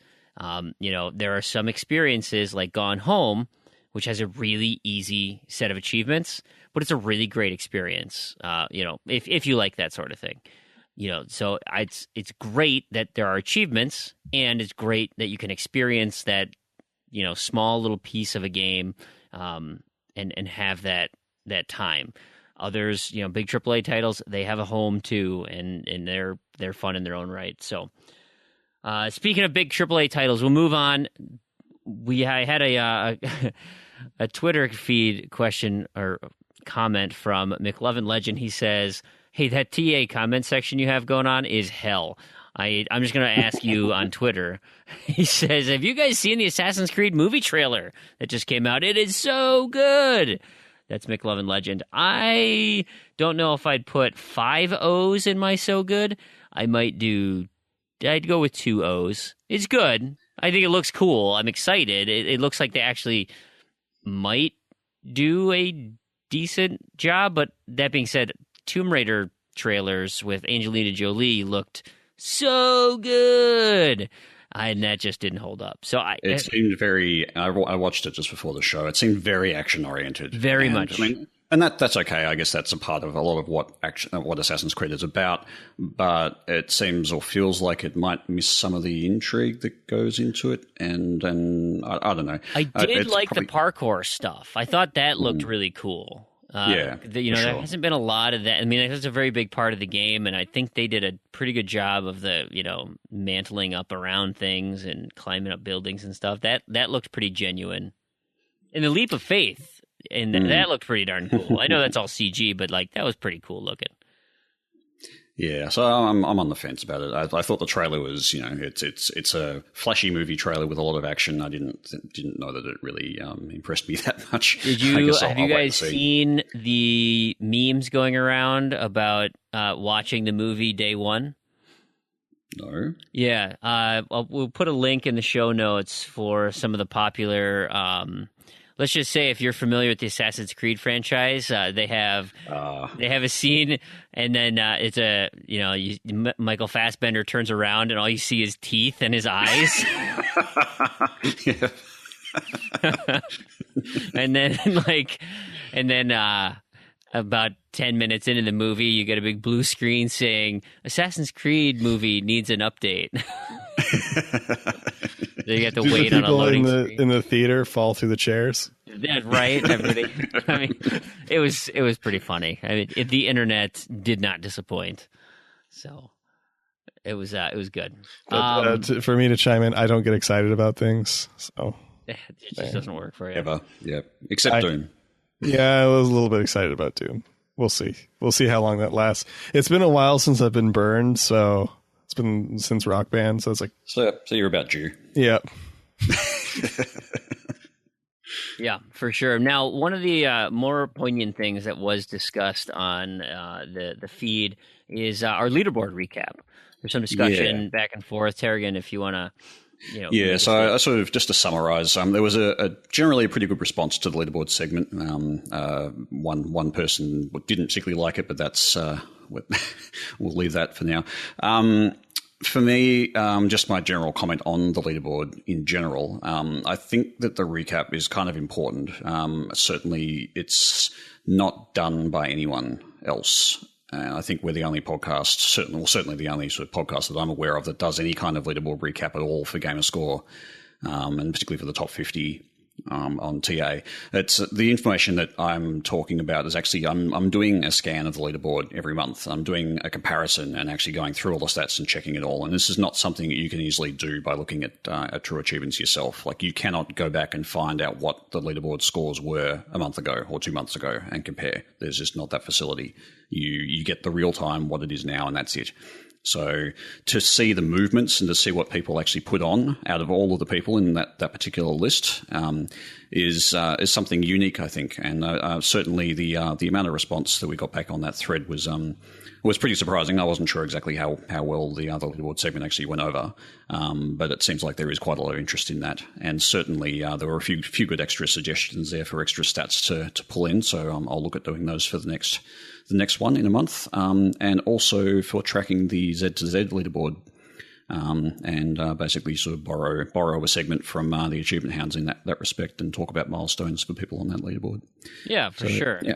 Because again, we're all working toward the same things, and we want to. We've done it a few times. We want to encourage this community to be scoring, to be helping each other out, to be putting up completions, putting up points, and all those efforts should be noticed. Yeah, and certainly on our own leaderboard, and even for people aspiring. I mean, this is a Gamerscore and achievement-focused podcast. We are about the high achievers, the people who do put a lot of time in to get those points. And so we have to be looking at the top 50. We have to look at what these people right at the top echelons are doing, because they're kind of where we aspire to be in some cases. I mean, we've all got different goals for our gaming, but we look at these people, we look up to these people as the people who've done sort of the hard yards and really worked to get to these points, and they sort of deserve a bit of recognition, I think, and that's what my leaderboard segment's kind of about. I like it. Another thing that came up on not on my friend feed, but on your blog, Terrigan. Yeah, Decoy1982 just mentioned that we should possibly try and just get some community let's plays together, which I think is a really good idea. If we can kind of just get some big multiplayer games that we can all play together, jump on Twitch and do it sometime. I reckon we've sort of discussed this thing in the past. We've discussed this in the past about getting some kind of Twitch kind of thing going, but even just a wider community thing would be pretty cool, I think. Just totally agree. Getting it all going. And I could run it from work for myself, because my upstream here is just not really viable. But I'll actually have some. I've got some equipment coming. I I supported on a Kickstarter a device called Screen. That's SKREN, and it's essentially a multi-input HDMI device that will then allow you to position all of those inputs wherever you want and however you want on the screen, and then stream those to whatever service you want. For me, I basically got it because I wanted to have 4 places to plug in stuff and arrange on the one screen without sort of having to buy a really expensive TV. But it also has the streaming capability. So once that comes in, that'll make that sort of thing quite easy for me. For sure. So that obviously wasn't all the things that were discussed on our listener feedback and stuff, but there's just so much good content there. So if we didn't get to your stuff this week, we will get to it in a future show. We've got everything cataloged here, so it has not gone unnoticed. But we do want to move into the rest of our feature content today. Specifically, the big we had an interview this week, Randy. You got a chance to sit down and talk with some of our developer friends. You want to tell us about it? Yeah, so I got to sit down with Carson from Happy Tuesday. Their game is Hero Defense that we talked about. I think it was the first one. That was our first Shoveler Cemetery. And I feel like I was kind of hard on them. I'm surprised they even talked to you. Because it was the first one, and that's kind of before we reevaluated Shovelware Cemetery and keeping the name. So I want to revisit that game, and also, next week we'll do it on Cemetery next week, and And so now there's a whole new portion, the multiplayer component that's really fun. I actually really, really enjoyed it. So I kind of want to reevaluate or revisit the game. There's been a lot of updates, and this is kind of taking from, what kind of came up during the interview with Christian Allen is all these games just get one chance, and I actually didn't realize at the time that it's still on early access even now, which is impressive because it's pretty polished. So definitely next week, I'm going to be revisiting that along with another game. We'll see. Depends on how much time I have. Sounds good. So here comes the interview. Okay, so today we're here with Karsten from Happy Tuesday. Thanks for coming on the show. Hey, it's my pleasure. And we talked a bit before about his game Hero Defense for Steam. Tell us a bit about yourself and your background. And I was born in a very, very small village. I actually came to games with the intention to do cutscenes for games, because it was mainly the time when Warcraft 3 had these awesome cutscenes. Everybody remembers, I believe, the scene where I forgot the name, but the guy that later becomes in the Frozen Throne, the guy he's entering a stage and picks up a leaf of a rose and then a blossom, this kind of stuff, and I was so impressed by that. So I thought maybe this could be what I want to do, and then I studied movies with a focus on animation, and pretty early on found my way into games, but not as expected into cinematics, but more into animation themselves. And I figured out that this is a very interesting position. So everybody who wants to kind of go to games, consider animation, because it's very central. You have like connections to programmers and game designers, and basically you are the person that brings the game to life, and it's kind of you're able to capture experiences and this kind of stuff. So that's when I started, and then I had a very, very long period of roughly 8.5 years where I tried to make a career in games and kind of succeeded with, in the end, I spent like more than 3 years at an electronic arts studio. And then I grew kind of tired with the hierarchy of such a huge company, and found a lot of good people that I wanted to work together, and more like a family kind of thing. And then we started a company, which then turned out to be not that easy. And then we kind of came to Happy Tuesday. So that's where I kind of came to this whole gaming and creating own games thing. And so you went directly from EA to creating Happy Tuesday, or was there a different studio in between EA and Happy Tuesday? No, it is Happy Tuesday, and it will be the only company that I will be running, because it's not always fun. Too much work. Yeah, it's a lot of work. It's really a lot, especially in games. So tell us a little bit about the past of Happy Tuesday, kind of the history, the past projects, or kind of anything else. Yeah, I mean, like Happy Tuesday, one of the first questions I always get asked is, okay, that's a cool or a funny or a stupid name. Like, where does it come from? And it's mainly that we had a very, very small funding from the state. We applied for a prototype funding when we were still like a very loose collection of people and just figuring out what to do. And we got this funding, and we figured that we didn't have a name for the company. So we sat together just like right around the corner where we now have our offices again. And it's been a bar. And we sat there and had a lot of stupid names, like young people, like Happy Tuesday is in the 6th year. So 6 years ago, we were all a little more crazy than we are now. And we had stupid names, a lot of stupid names, and we did a vote on that. And we couldn't achieve a uniform decision.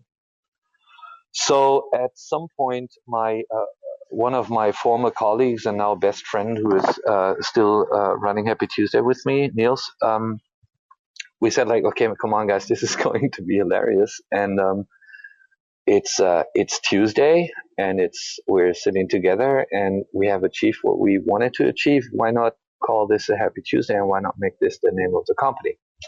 So that's where Happy Tuesday came from.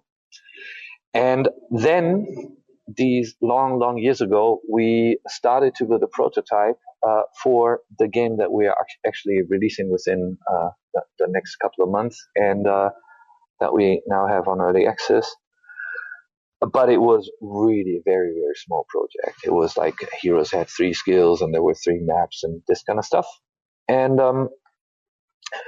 then we did a test balloon with an iOS game to kind of figure out what we were capable to do.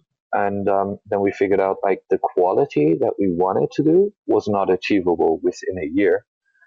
And then the project Hero Defense was mainly born with the awareness that it will be a really, really hard ride to do this as an indie developer with the expectations we had on quality and gameplay and all these kind of things. So, we had a couple of projects in between that. And Happy Tuesday is not only making their own games, we also do art style development for bigger companies. We worked with Amazon. We worked with a couple of maybe known or renowned companies that I don't want to drop merchandise as anything here. And so we kind of financed this project for a long period of time, and we are kind of hoping that now all the love and work we dropped into it will make some people enjoy what we did so far. So it sounds like there's been a lot of thought and kind of time put into Hero Defense, and I do kind of think that does show. It doesn't seem like something like some of the games you see that are just kind of thrown together and it's like a whatever. Yeah, I believe it's pretty obvious that we dropped a lot of effort into this. But the funny thing is, like, you look at the game and you have one main principle that is different from all the other random tower defenses, and you would think that it's really easy.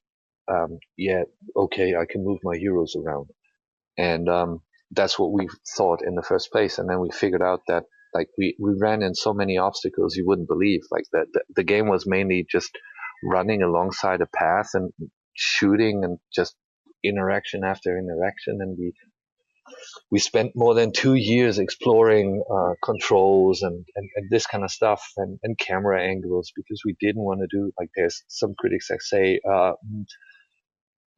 a game like this needs to have everything in one screen, but we believe that this would do a very, very bad job at capturing the world, like just the environment and all these kind of things. And so we moved into areas that you wouldn't believe were so difficult. It's just the layout of the world where all the paths kind of need to connect to the village that you need to protect, which is your main goal, like giving kind of there's a creep going to a certain point and then you lose a life, whatever.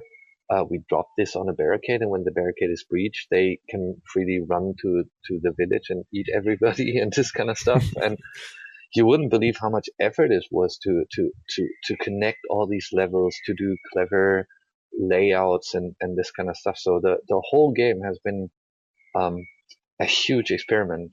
Then adding stuff that just came in a year ago when we experienced rooms. Half a year ago, earliest, we changed it that you have rarities and can combine stuff and customize things and all this kind of stuff. So it's a long journey, and we finally believe that after all these years we have reached a point where this is at a point where people can enjoy and just dive into a world that has a lunatic story. It's like nothing deep that you don't find any huge surprises. It's just why not add to this genre, this whatever defense games, why not add characters that have a background, even if it's not so deep that you would get rewarded with an Oscar, or you would be at the festivals in Cannes or something.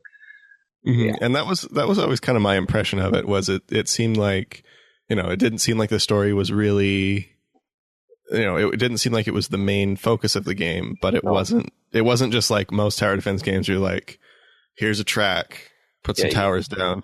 Here's a menu, and choose level 1, 2, 3 to 5, and then you're good to go. And we redid the story completely to give it a little bit more. What do you call it? Is seriousness? Because in the beginning it sounded like an early 80s sitcom where people were just flaming each other, and they were all just like, oh, you are not so cool, and you are beep beep, and then and we changed it to a certain degree and got a little bit of story into that, but it was not the focus. It's still a strategy game, and we just try to build a connection to the characters so that they are not like lifeless figures that only look cool and have the biggest weapons, but that they are kind of having their own mindset. But it's ironic. Like we're picking a genre like the vampire, whatever, hunter genre, and the main guy is just a cocky guy that has to kick his father's ass, and he's so self-convinced so that he speaks all the time as if he was in a commercial or something. And I believe it's really funny, but like if you're not prepared for it, I mean, it's not ludicrous, but it's like people want more epic stuff at certain points. So anyways, I love it. I think it's really, it's funny, stupid, and it conveys like the universe really well. Yeah, and I kind of got that, the whole world kind of goes along with that. That's just kind of a light, kind of almost cartoony kind of world. Yeah. That like really kind of match the characters. Yeah, I mean, like we spoke about it earlier when we were playing on which was your favorite character, and you mentioned that Jack, like the main hero, was your character, also from the skill set. My completely favorite character is the little girl, like the little witch that was raised by a zombie queen and had to eat brain soup because she was told it was pumpkin soup, and now she's on a revenge to hunt this kind of zombie queen down, and she has a very voice, so it's like I just love her because from a character design, she's like, the hair is a little bit like pumpkins, and she's all orange, and she's like he's like this kind of the kind of kid that rules the playground and telling all the grown-ups that they kind of she's coming, so make room. Yeah. So what inspired you guys to do Hero Defense? Was there something in particular, or did it just kind of grow over time to become what it is? It grew a lot, and it changed a lot over the course of the years. Like the first art style we developed was more like a Pixar kind of look. So what you mainly would kind of expect from a whatever, a Pixar movie or a high class mobile game. And what inspired us, I loved back in the days when we started with this. I loved these kind of games where you could lie in your bed and you only had a mouse and you could just play and pause and do builds and have progression and this kind of stuff. So one of the big influences were the early games of Congregate and Newgrounds and the Kingdom Rush guys. What are they called? Armor games. And then we moved from there and thought like, okay, there's so many, like even the early Warcraft maps, like we played them like silly. And then we thought like, okay, it's always the same. We just build stuff, and where's the character in this game? Like, where's like, what can you do there? Where's the world? Where's the story? Where's the setting? And then we moved from there.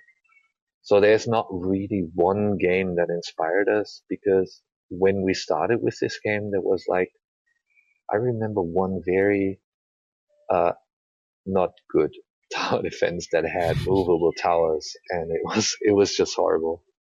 So not a real thing. It kind of was more sitting together and finding a way through how can we make games in the first place, like with 3 to 4 people sitting in a completely, everybody was smoking, 20 square meters, 3 to 6 people, everybody loose, dropping in, dropping out. No, it's just like getting ideas, and then it slowly became a company throughout these last years. And this project used to be the backbone for everybody. Everybody who was dropping in the company, no matter what the company was doing.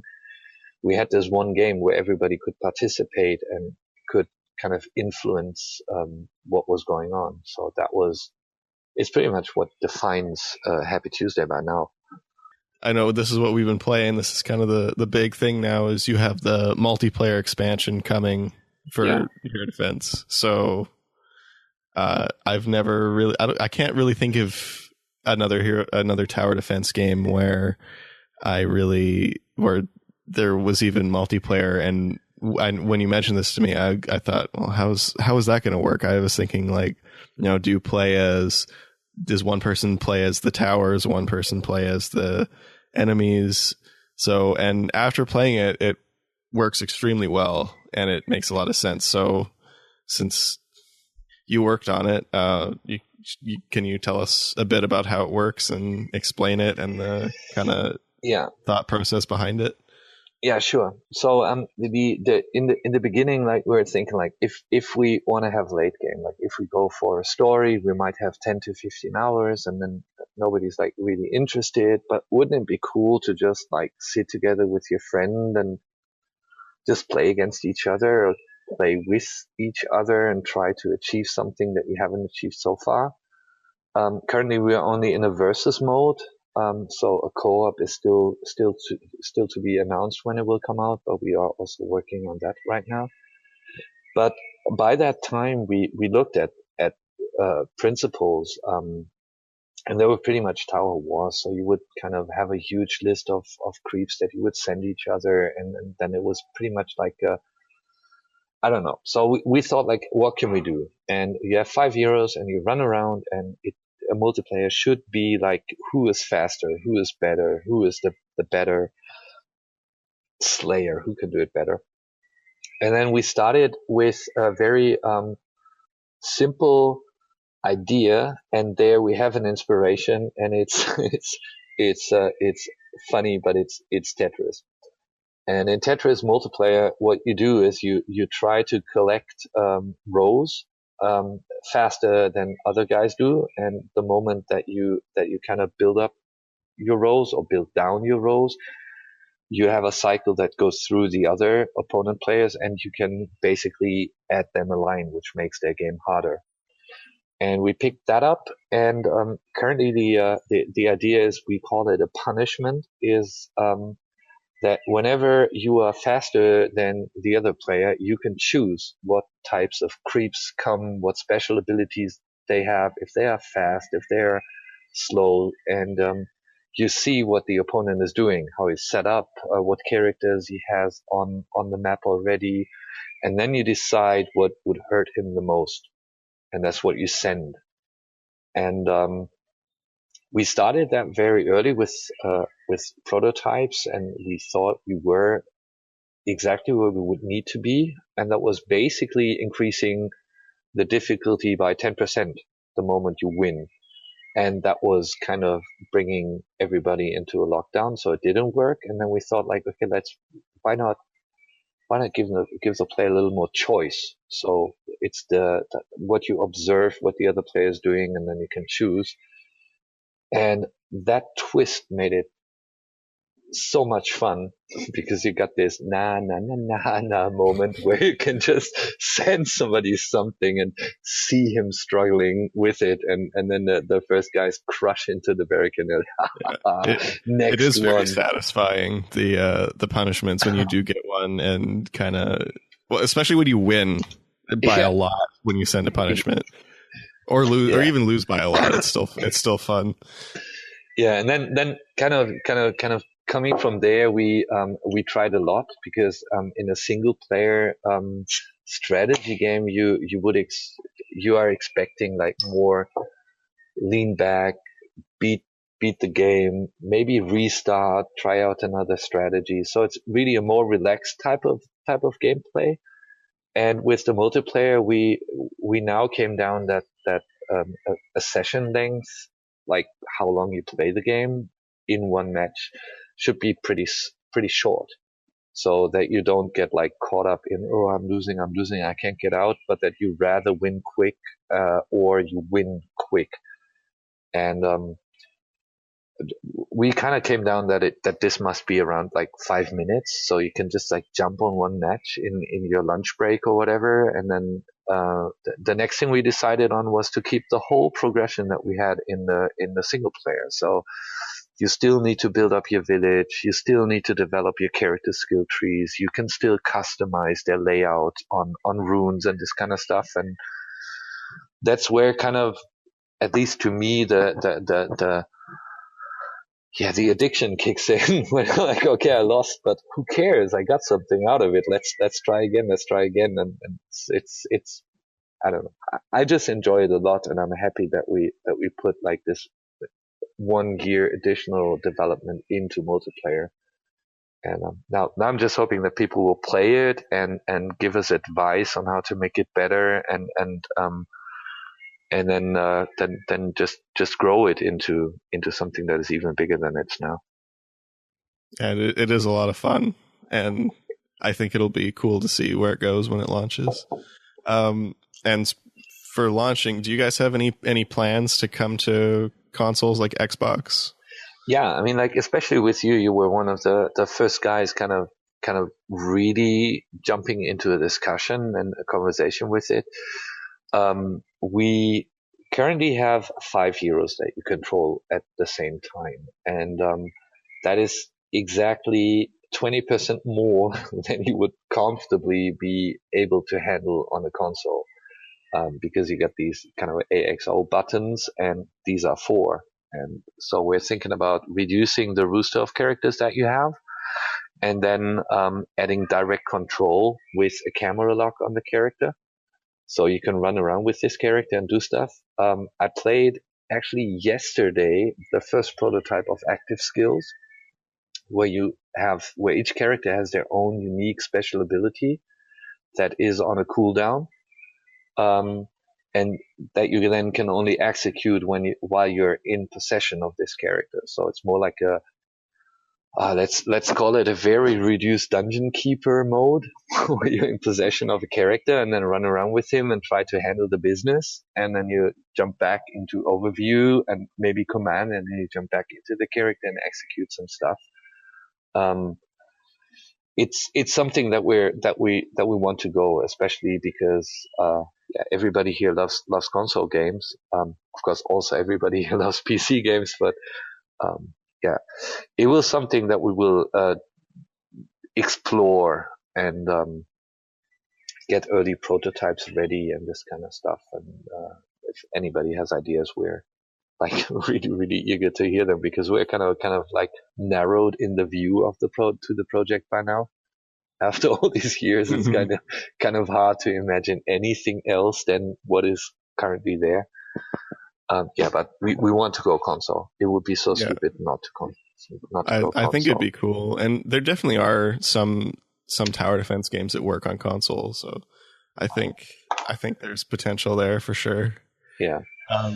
So now, kind of a bit about kind of you and how you got into it. So kind of what's your background with gaming? Like what are some of your favorite games? What are kind of the games that most inspired you? And are you playing anything now, or has development kind of taken all of your time or motivation or both to play games away? Yeah, I mean, like, motivation is never an issue when it comes to games. It's just like there is so much to explore, and there are so many crazy ideas. But since about 2 to 3 years, I'm like not going into any real AAA games. Even whatever Skyrim, what I'm really interested in, I just don't find the time to really kind of dive into this world. So it's more like the smaller games that I'm currently playing. Like the last game I played was Factorio, which everybody says it's a really German game because you need to build stuff and you need to do it at the right time and this kind of things. But I believe it's just so much fun. It's that you see other people play the game and then there's like, what happened? Factorio happened. You just dump your time in it and it's gone in a split second. Then I wasted a freaking lot of time on The Binding of Isaac, just because I was so bad at the game that I couldn't handle being so bad at a game that I played it and played it over and over again. But the first game that I can really that I really spent 80 hours straight on was Star Control 2. I don't know if you know the game. I don't think I haven't heard of that one. No. It is insane. It's a space game, and you build up something, and Earth is in a shield, and you are whatever. I spent lots of time there, and the first visual real thing that kind of kept me going was Ultima. I think it was the 9th part. It was called Ascension.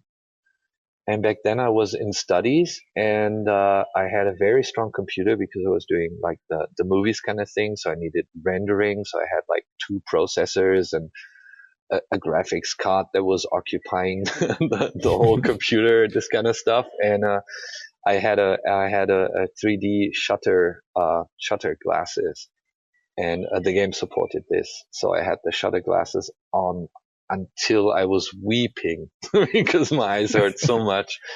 It was such a huge experience to me. So is that kind of like the virtual reality at the time, you know? That's what's coming back now. But it was such an experience. It was sitting in front of like these huge 35 kilograms monitors, and you could suddenly look into them. There was stuff going on in there. Just like you could actually kind of try to reach out to it. So that's like, I love this stuff. And then there's so many games that I love playing and that I would still love to play if I just had more time. I was looking into Masters of Orion, which was awesome. So I'm like more into this strategy kind of thing. Of course, I wasted 2 years in World of Warcraft. There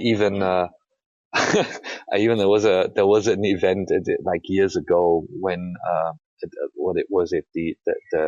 the Gates of Ankirai or whatever, where the whole server needed to collect certain amounts of leather and whatever, and I by my own had 8% of the whole leather of the whole server collected, and I was just crazy on this kind of stuff. Yeah. So, yeah. Well, and I think what you said too, about kind of not having the time to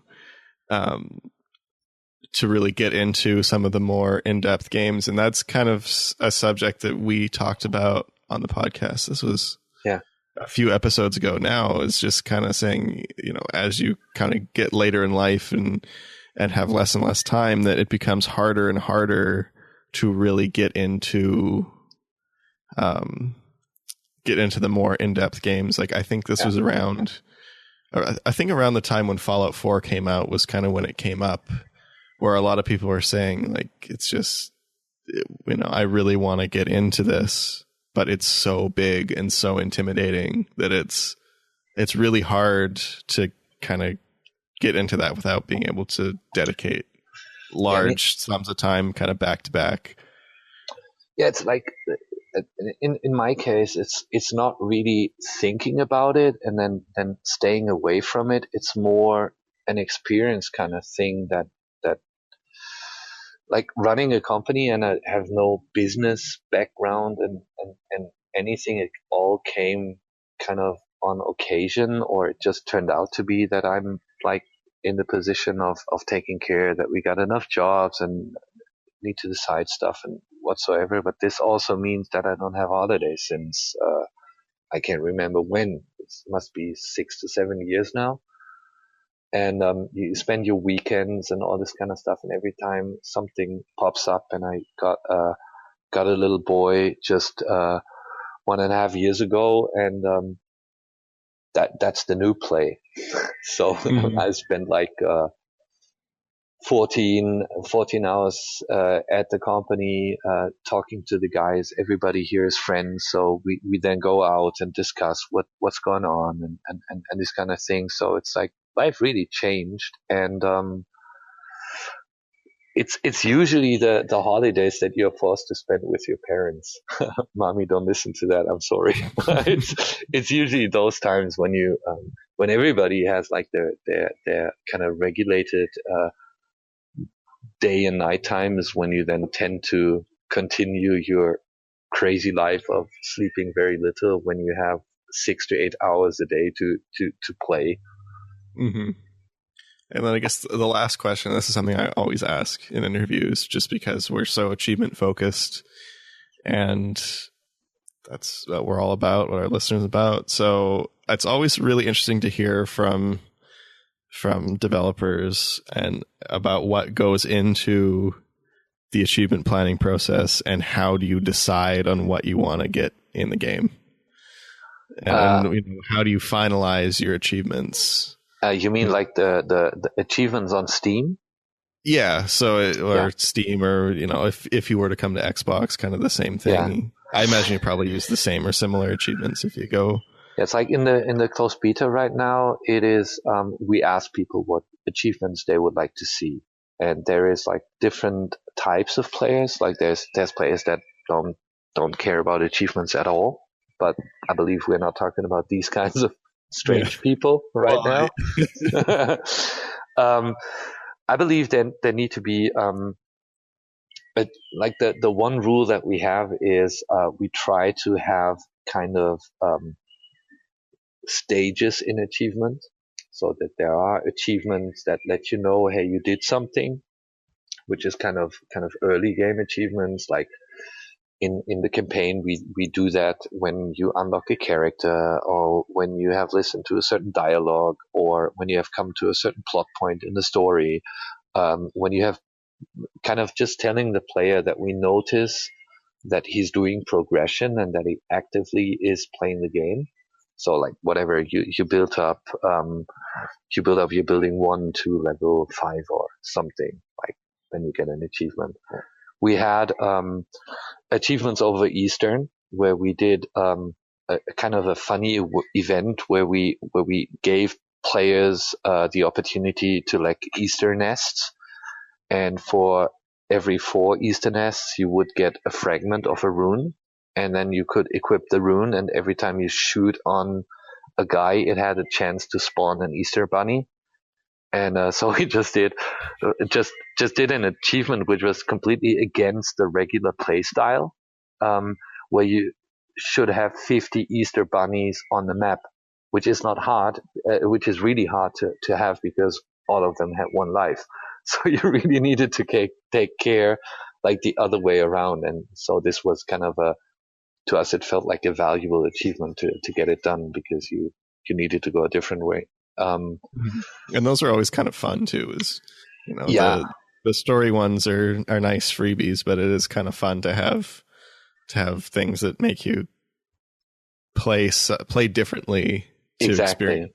Exactly. And that's, we have a lot of it. It's not exactly achievements, but like we also break the rules that we establish with Hero Defense. It's like you move your characters, and then we have kind of challenges, not really achievements that you get in the end, but where we kind of break the rules, or the common rules of the game. And with multiplayer, it's like really about how you build. Can you achieve a streak? Can you beat somebody, because the servers are so empty that you get matched with somebody who's like so much stronger than you that you actually would never be ranked with him, because there's an elo system and this kind of stuff. And but in the end, it all comes down to that we keep pretty strong connection to the guys playing the game. Like when you look at Steam, you see that we have weekly updates, and we answer pretty much every question and every comment. And then people just come by and tell like, hey, this is an achievement that I would like to see, because it took me that I want to try to reach it at a certain point. So, in my belief, the best way to add achievements to the game is by asking the community what achievements they want to have. And it's not like slaying 50 grannies with umbrellas. It's more something that is clever. So we have an achievement where you need to execute all special powers of the heroes at the same time, and I didn't achieve this so far. After all these years, I didn't. There are people that achieve this, and they are so relieved when they finally have it that they mainly quit the game for an hour and drink a beer on this or something. Yeah, there will be a lot of achievements for multiplayer. We're collecting stuff like crazy, and if you have ideas of anybody of your anybody who's listening currently, is just reach out, drop us a note. We're eager to get those ideas in, because we believe that is really the easiest way for a community to tell a developer where they want their game to be heading. I think that's a good way to go, because I haven't heard that one yet in kind of all the people I've talked to, and that really lets you avoid those achievements that are kind of like the most hated achievements. Like I know one's like one that always comes to mind for me that I've always thought was horrible is like seriously in Gears of War. I don't know if you know of that one, but it's get 10,000 kills in multiplayer. Well, it's not really that fun. No. Even when multiplayer was active, it's not really that fun. And then on top of that, it's buggy and it's no fun. Although I like Gears of War a lot. I do too. With this kind of hiding movements and stuff. So I love this. Yeah, I mean, I don't really like the new ones, but like Gears of War 1 was definitely one of my favorite shooters on the Xbox. Everybody was freaking out when this thing came out. It looked so good. The atmosphere was so great. So yeah, another game I didn't mention that I played a lot. Gears of War. Yeah. It's insane. Really fun. Yeah. Yeah, on the achievement side, the worst achievement that I could think of, and I'm keeping this open to add it to the game, is play the game in multiplayer 500 hours straight.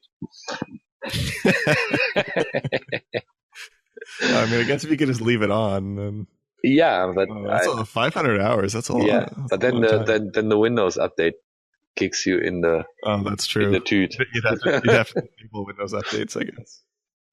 Yeah. Yeah, I could do that one. I've done worse. Yeah, I don't know. Achievements is something like this. There's people who love achievement, who are these kind of completionist guys, and I can completely understand that's them. Me. It's like you have your library of games, and you just want to have all the achievements. So I believe also this is something that we will try to focus on in the future.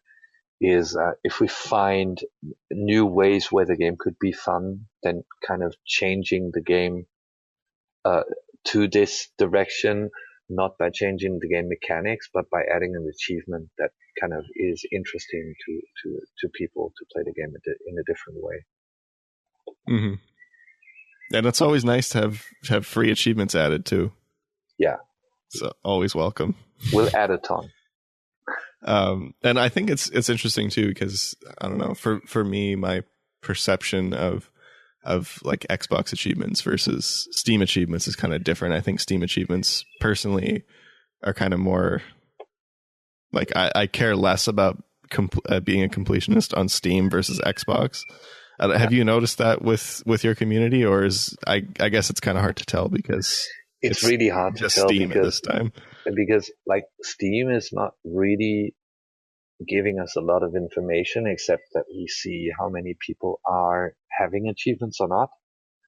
We cannot see if they tried. We cannot see if they like the achievement. We cannot see if they just out of whatever, good luck or bad luck did or did not achieve a certain point, or if people are even trying to get an achievement, if it's too hard or if it's buggy or if anything. So that's mainly why we try to just stay open to ideas and try to respond as fast as we can, because the stores, it's the same on Xbox, it's the same on PlayStation. You can't get any information out of the store when you just look at results. You need to talk to people. Mm-hmm. I think that's definitely a good approach. At least I think I can speak for a lot of the Xbox achievement community in that we appreciate it when developers fix things.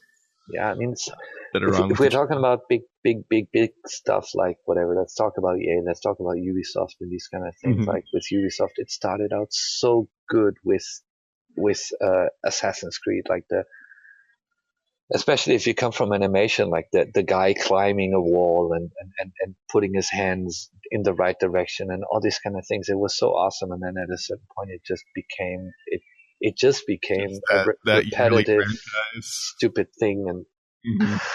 and I believe like for people who are not into this like whole commercial thing, I mean, like we need to live, of course, so we need to make money at a certain point where we don't need as much as a stock market based company or whatever. It's still pretty much people are caring about the project. It's caring about what they do, what they spend their time with, and they want to see that people like it. And if they don't like it, that's also fine. For example, we only have around 2 to 3 reviews in the Steam reviews that people we knew did, and we then gave a shout out that we don't want to have people who like us to drop feedback in there, because especially in early access, we believe this is like one of the valuable things where you can tell somebody like, hey, I don't know, I just don't like your game. It's good. I mean, other developers go nuts like, oh, why would you ever drop this here? But that's mainly when we know, okay, there's something where we need to work on it. And if it's constructive feedback, then that's exactly what we want to do, because we are creating this only partially for ourselves. We want to do something that other people enjoy. And that's the biggest reward, I believe, in life that you can get, is do something for people that you like yourself and that other people can enjoy. So tell us what you don't like, and we try to do our best to make it more likable. That's the idea behind games, I believe. Awesome. Yeah, I totally. It's so nice to, well, and yeah, I know, especially like you said, big companies, good luck trying to, I don't know, sometimes it gets fixed, but yeah, I don't really hold my breath anymore. Yeah, I mean, we're doing feature patches every week. Can you imagine what this means? This means no weekends. This means working, so that every Tuesday we have a feature patch. And I believe today is I didn't look at the notes so far, but since we have multiplayer going open on Friday, it is we just don't have a patch note for everybody for the first time in a quarter of a year. So it's really nuts. And yeah. Still good though. But anyway, thank you so much for coming on the show, Carsten. It was great chatting with you and playing multiplayer, and I hope that we see Hero Defense maybe on Xbox one day. Yeah, and thank you very much for the opportunity to just talk and get your feedback, especially on console and this kind of stuff. I hope we stay in touch. Oh, absolutely. To everybody, it's give it a chance. It's a nice game.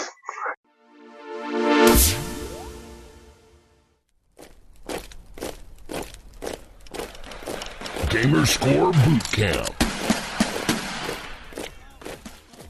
This week we take The Park to boot camp. The Park is a psychological horror-themed first-person story game. The gameplay is primarily exploring a spooky theme park, interacting with a few items to reveal parts of the story, and slowly exploring your own psyche as you piece together what the game is actually all about. While the game has a few jump scares and the spooky atmosphere certainly draws you in, it's not the best game in this genre by any means. The excellent Layers of Fear did a much better job of telling this kind of narrative whilst unnerving the player. Even taking my time with the game and looking at everything, it still only took me about 2 hours to get the completion, so it is very short. The game has been popular with achievement hunters so far, and with an approximately 45-minute 1K, only 14 achievements, and a very high completion rate all at a reasonable price, it's easy to see why. The achievements are broken up into 9 purely story-based achievements, and 5 other event-driven, and thus missable, achievements. I could very easily stop the recording here and simply say, go and check out Macca's guide. Patrick Macca has done an excellent 45-minute speedrun of the game on YouTube, guiding you through all of the achievements, and a link to his guide will be in the show notes. If you want to explore the game yourself and avoid spoilers, here's the rundown on the missable achievements and where you need to look for them. The Mist is the first missable. Hint, right at the start of the game, rather than following the path the story is pushing you in, go the other way. Also near the beginning of the game, take a ride on the Swan through the Tunnel of Tales. Near the start of the ride, make sure you check your left-hand side. This will net you the achievements Swans, Gingerbread and Chocolate, and Chad. You will eventually come across a ride called the Octotron. Make sure to take a look at an item sitting on a bench nearby for the Family Ties achievement. When you first find the bumper car ride, you will find a box sitting on a table that you can interact with. Do this for the achievement Shocking Revelations. Every other achievement is part of the story, so I won't go into details about those. And that wraps up this week's Gamerscore Bootcamp. Great, and finally, well, not finally, we got couple more things to talk about, but we cannot leave without talking about Knobs and Discos, the section of the show where we talk about unobtainable and discontinued achievements. Of course, we talked about the server closures. Nothing was affected just yet, but we've got a lot to talk about here. So the height parking achievement in Trekking 3D for Windows 8 was fixed. That was previously unobtainable. So that's a nice little way to start. As we said earlier, discontinuation warning on Disney Infinity, so particularly the community and Disney account related stuff. On top of that, Disney Infinity Toybox for Windows 8 has already lost Disney account connectivity, so there's a bunch of stuff in there. I won't go into specifics, but if that's something you're into, check it out. I believe it's been flagged in TA. If not, it will be very soon. Project Spark going down August 12th. And now we have a This is my favorite. Can I read this email? This is my favorite email. It's the best email, and it's hilarious. This whole situation to me, when I read this, so this came in the inbox. I was chatting with Jack, chatting with someone. I just laughed, just reading this, and was like, how does that even happen? Now we got 2 emails at exactly the same time, essentially, because I think this one is a private message to me. So Kaiba Chaos and Tim Blair. Now, every time that we've been saying Mit Royale B, it literally just occurred to me that that's Tim Blair backwards. That's his name backwards. I can't believe I didn't see that till now. But anyway, sorry for being dumb. Anyway, his subject line: 3/4 home, 4/4 broken. Hey Zez, I hate to be the bearer of bad news with this game, but in case you hadn't been informed yet, every achievement in 3/4 home has been deemed unobtainable since this past Monday. Apparently the patch that we had been promised went live, but obviously this is a 5K sprint in the wrong direction. I just want to give you guys a heads up. If anything changes, I'll be sure to update you. Thanks, Tim. And Kaiba Chaos echoes the same thing. He's a little less sure of what was going on, so his seems a little bit more what the hell's happening here type of email. What can do you have any more information for us, Crandy? Anything in particular?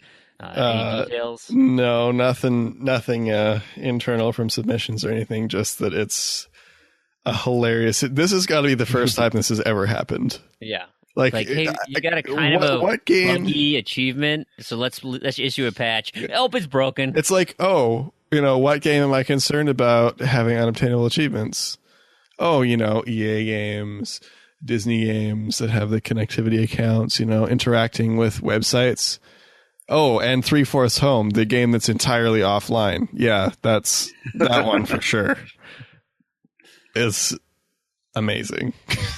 And so, Terrigan, you said you went and tested some of this out. Yeah, before the show, I went and just loaded up one of my second accounts, and I went through and just played through the story mode and played through the epilogue, and yep, sure enough, neither of those achievements popped. It did do some progress towards, there's an achievement for getting 20 miles. Now, through the normal course of the game, you get 15 miles as part of your regular run, so you basically have to do a regular story mode run and then another, like at least another third or another half of a run through to get this particular achievement. That did register some progress, so I believe that one probably would unlock, but I haven't tested it again by going through it again. And I also tested one of the extras as well, and that didn't unlock either. So I kind of wonder if that might just give you progress, and then when it goes to pop, just might be a done unlocking get situation, stuck or just not go. Yeah, so I haven't tested that, but yeah, it seems like I had actually had a little bit of sort of back and forth with the developer back when we first flagged this issue with the achievements, and he said that he was going to be updating to a newer version of the Unity engine or part of the Unity API that deals with achievements. There are apparently some bug fixes in that, and it obviously hasn't worked, or there's been something has gone wrong there. So yeah, I was going to try and reach out to the guy again. I'm sure he's getting a flood of stuff in his inbox. Just a note, people, don't bother flooding developers with nasty messages about this stuff. I'm sure they're pretty well aware that, yeah, their achievement's broken, and flooding them with nasty email just means that they will stop reading their email, and that means they won't respond to me when I try and question them about stuff. So don't do that. Yeah, so I will try and reach out anyway, and we'll see if there's any sort of progress on that. Hopefully it's as simple as maybe just regressing this particular update and trying again. But evidently achievements are hard, yo. Yeah. Something like that. Cool. We did have a couple of we have one game delay to talk about of note, and that is Mass Effect Andromeda is being pushed out of this fall into early 2017, apparently not wanting to deal with the Titanfall 2. What else? EA had something else coming out this Battlefield coming out. Yeah, Battlefield 1, the best game name ever. So Battlefield 1 and Titanfall 2. So they decided, yeah, let's just move Mass Effect. It's kind of it can deserve its own little spot. So my guess is you're looking at a early February, mid-February for that one. Just throwing that out there, and I don't think anything official has been announced. Backwards compatibility. They just keep coming. It's I love this. Now, somebody put it in perspective and said that this is like 3% of the entire catalog of 360 games. I get that, but we get what is there? 5 new titles here. 3% is better than 0%. Bingo. So I'm just going to run through them quick. Frogger 2, Puzzle Geddon, Fairy, Legends of Avalon, Final Fight Double Impact, and Deus Ex, Human Revolution. Can I revoke that statement? That was way too positive. It's only 3%. Come on. Well, here's the thing too. Like, I keep seeing on Twitter, like, "Whoa, backwards compatibility can do multiple discs now because of Deus Ex," and I'm like, "Yeah, The Witcher already did that." I know, and like, it's not. And The Witcher already did it on 360, so that clearly was never an issue. We're talking about. I mean, what was the download size for Doom? 35 gig. 70 gig. I mean, I don't know. I got the disc, so you still have to install that. I mean, it had a day one patch of 5 gigs, and there's no DLC yet. So, I mean, Deus Ex, when I downloaded it digitally from the 360 store, was like 6.6 gigs or something. Like, they're not that big of games. There's not a lot of. Well, actually, the biggest one in recent memory, aside from Rage, which is like 20 something gigs if you install it, was Guitar Hero Live. Had a mandatory install of 7 somewhere between 7 and 8 gigs, and then on top of that you had to run it off of the disc. So that means that game is somewhere potentially up in the like 14 to 16 gig range for that game, because it's a full 2 discs. Grand Theft Auto 5 on the 360 did that as well. You had to basically install a whole disc and then run off the other disc, and it would use both to get a bit of extra performance out of it, actually. And well, you can install Guitar Hero Live too if you want to install the play disc, but that's what I've done. But actually, the thing with the Grand Theft Auto stuff was that if you actually installed the play disc as well as run, like it would be streaming off hard drive at the same time as streaming off the CD, and it used that to actually get a bit of extra performance out of it. And they actually found that the performance actually went down when you installed the play disc, because it was trying to read two discs essentially from the hard drive at once. Interesting. And so what they would end up doing, they found that if you installed the play disc onto a USB stick instead, you would get better performance. So because you could read faster than the CD. So yeah, it was just some interesting tidbits about some of the. I'll keep that in mind when I start GTA 5. Yeah. I'll have to bust out a USB. Yeah, for sure. Cool. Let's shamble on into zombie news.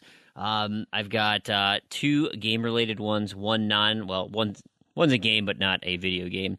I'll start with that one. The board game Dead of Winter. I think I've talked about it on this show. I definitely talked about it on the Achievement Hounds podcast.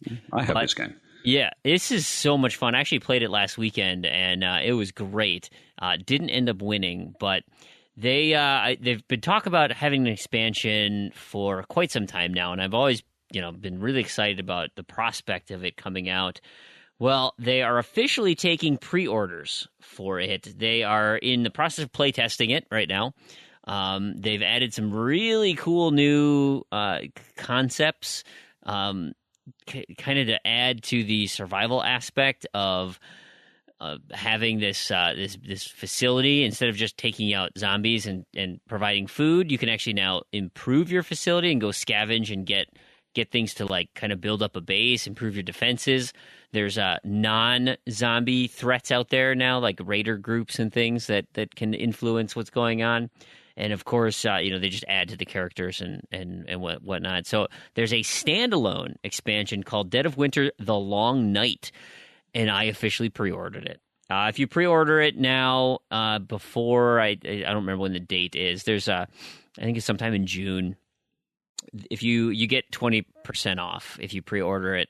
I think they said shipping coming out in August. But essentially, if you pre-order it, you don't pay for shipping. It's a big box that comes out of wherever. So you get to save the $8 for shipping. Yeah, shipping on board games is expensive. It is. I bought Mystery Mansion on eBay a while ago, and it's really big. Like the boxes, even for a board game, is quite big. And like, there's a bunch of them on eBay, and the game's not that expensive, but the shipping is the killer. It's so big. Yeah, and that's what always the bummer is like, you're excited about getting this game and then realize it's like 10, 15 pounds to ship, and you're like, oh man, what the heck? So that's a bummer. But anyway, it's a $60 box typically, and so with the discount, it drops it, and then with tax and shipping, it brought it back up to $60. So I get it; it happens. And you get it. There's a couple pre-order bonus things too, as well. And technically, if you bought $100 worth of stuff, they'd ship it for free. But I mean, just looking at the contents of the game, you get a lot more for your prize. And they don't have a hard date, 2 to 5 months from right now. It's currently being made, right? They have cards and stand-ups and things, so they're painting and cutting those out. So 2 to 5 months from now, what is that? Anytime between July and October. Pretty big window, but I am excited. This game is super fun. Now, on to video game type things. We got some more details on Dead Island Retro Revenge. That weird title that we didn't quite understand what the hell it was. Well, there's a trailer out there, and it very much reminds me of Far Cry 3 Blood Dragon. Not the gameplay, but that type of visual style, over-the-top 80s action. This actually plays like a 2D, or is it 2D isometric brawler, Like your old. Yeah, I think it Final kind of reminded Fight. me of it reminded me a bit of like a Double Dragon style kind of. Yep. Or Yeah. like the Scott Simpsons Pilgrim or something arcade, like that. X-Men arcade, side-scrolling brawler. I mean, it looks kind of goofy. Apparently, it's this 80s rocker who has to try and save his cat. Then that's the story. Like, whatever. Deep. Super good. Anyway, I'm sure it'll be fun. I do like side-scrolling beat-em-ups. Those are always great. Finally, the last thing I want to talk about in zombie news is Undead Labs, the makers of State of Decay. We've talked about it on the show before, especially with challenges. They are so engaged with their community. They come out with challenges every month. They find ways to engage with the community constantly, and so they're having a contest right now, and it's over by the time this podcast airs. But I want to draw your attention to it because there will be more in the future. They always have these, so keep your eye out on the Undead Labs forums. But I thought it was kind of funny because the particular contest they're doing now is called Stream Until You're Zed. And what it is you play the game on like survival mode, and you go as long as you can in a continuous stream. And so they went about, I think they were doing it for a month, and they went about 2 weeks in, and they said, we're gonna kind of reevaluate this because one of our favorite streamers, Wayne, just put up a 24-hour continuous session. He's like, so they said, I can't in good conscience encourage you to beat that. We all love and the needs of our players, especially when the future State of Decay arrives. We simply can't make games for hopes of success without each and every one of you, and we don't want you to get sick trying to outdo Wayne. Yeah, this could have been worse. This could have been that that Hold your radio. Wii for a Wii. Yeah, that it's not that level, but yeah. No, I was just thinking, this could be a problem. Somebody's staying up for like 5 days straight and then dying of malnutrition. So what they did is they said, okay, technically you can still do the original challenge. That is an option, but they opened up new categories that you can compete in on this stream. And so we'll see what the other categories are, but like one of them, longest naked run, no weapons, no food, no meds. How long can you run around naked in the town? Longest unarmed run, longest run without a car, no cars at all, you're hoofing it. Longest run with a car on fire. Longest run playing either Marcus or Maya, in the original game without switching characters. Or the shortest time to drive the pterodactyl from Bronto Gas to Alamo. So if you've played the game, you know what those are, all that stuff is. But like those are pretty clever, and they're very specific, right? And you can show a stream of you driving your car on fire and seeing how far you can go. But I thought that was pretty interesting, that type of contest, and kudos to State of Decay and Undead Labs for continuing all the support with their community. I'm crossing my fingers. I've kind of been keeping an eye on the forums a little bit. There's still a lot of information that's out there, but it doesn't feel like they've changed anything. Something tells me that we're getting an E3 announcement this year. I just the way people are carrying on in the forums, there's been no information leaked or anything like that. I get this feeling that we're gonna get either State of Decay 2 announcement or whatever Class 4 was, some type of next version of this announcement, and that makes me so excited. I can't wait for that. You guys do anything for you? I know, according to Kyber Chaos, Zombie News is the worst part of the show, so sorry if that... Yeah, you suck, Frame. Horrible. What can I say? I love my Zeds. But that being said, let's end this show. I want to thank everybody for listening. I want to thank everybody for chiming in on my friend feed and continuing the conversation. I think that friend feed just showed how awesome our community is, and if we had a home for all of you to converse and discuss and argue, we would all have a wonderful time doing it. If you guys could help us out, though, and continue to promote the show, we would love to continue to grow this community. One way to do that is by submitting podcast reviews You give us a rating that you feel like we deserve. iTunes, Google Play, Stitcher, whatever. We would so appreciate if you took the time to do that. It's a totally free way to contribute to the show. Continue with the retweets, the social media. We love it. You can always reach out and contact us at Twitter. We're at Z2Z, Of course, our email, contact@Z2Z.com, and we encourage you to go to the website, Z2Z.com. A lot of things we mentioned in the show notes, and Damien, Joe, Facial, Tarragon, Crandy, and I put a lot of effort into these show notes, and there's some fun gems in there. I know Big L appreciates, and others have commented too that they're fun to find the little Easter eggs and things that people put in there. We do have a leaderboard set up on True Achievements. We're going to be ultimately using that as the basis for creating ways to track our people. That's kind of a terrible way to say it, but, our group, our community. It's the easiest way to have everybody in one spot, a list of gamer tags that we can pull data from. So if you want to be a part of all the fun monthly recaps, yearly recaps, whatever we do, that's the place to be a part of. So jump on into that. And of course, I want to give a quick shout out to all the sites that help us out with achievement hunting.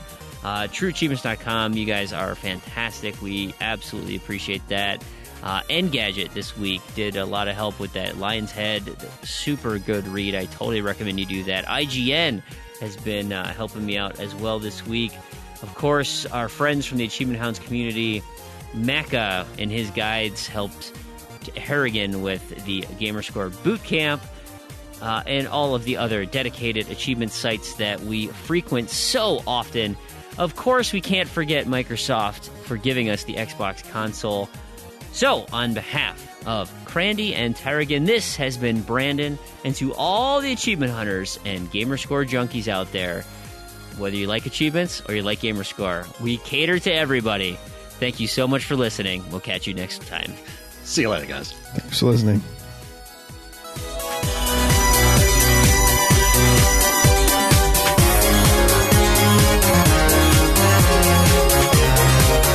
Crandy, when you're just freaking sitting there, I like carrots, I like cabbage. We were both away from the mic at that time. Was that in this?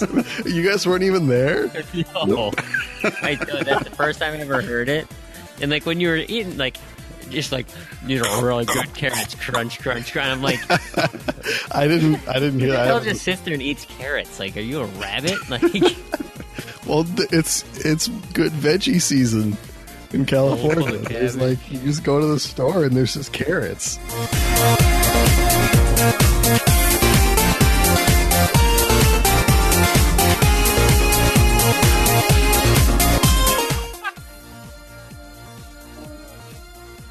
I finally just got to Big L's comment about NBA Kirkland's wife, WNBA Kirkland. It's pretty clever.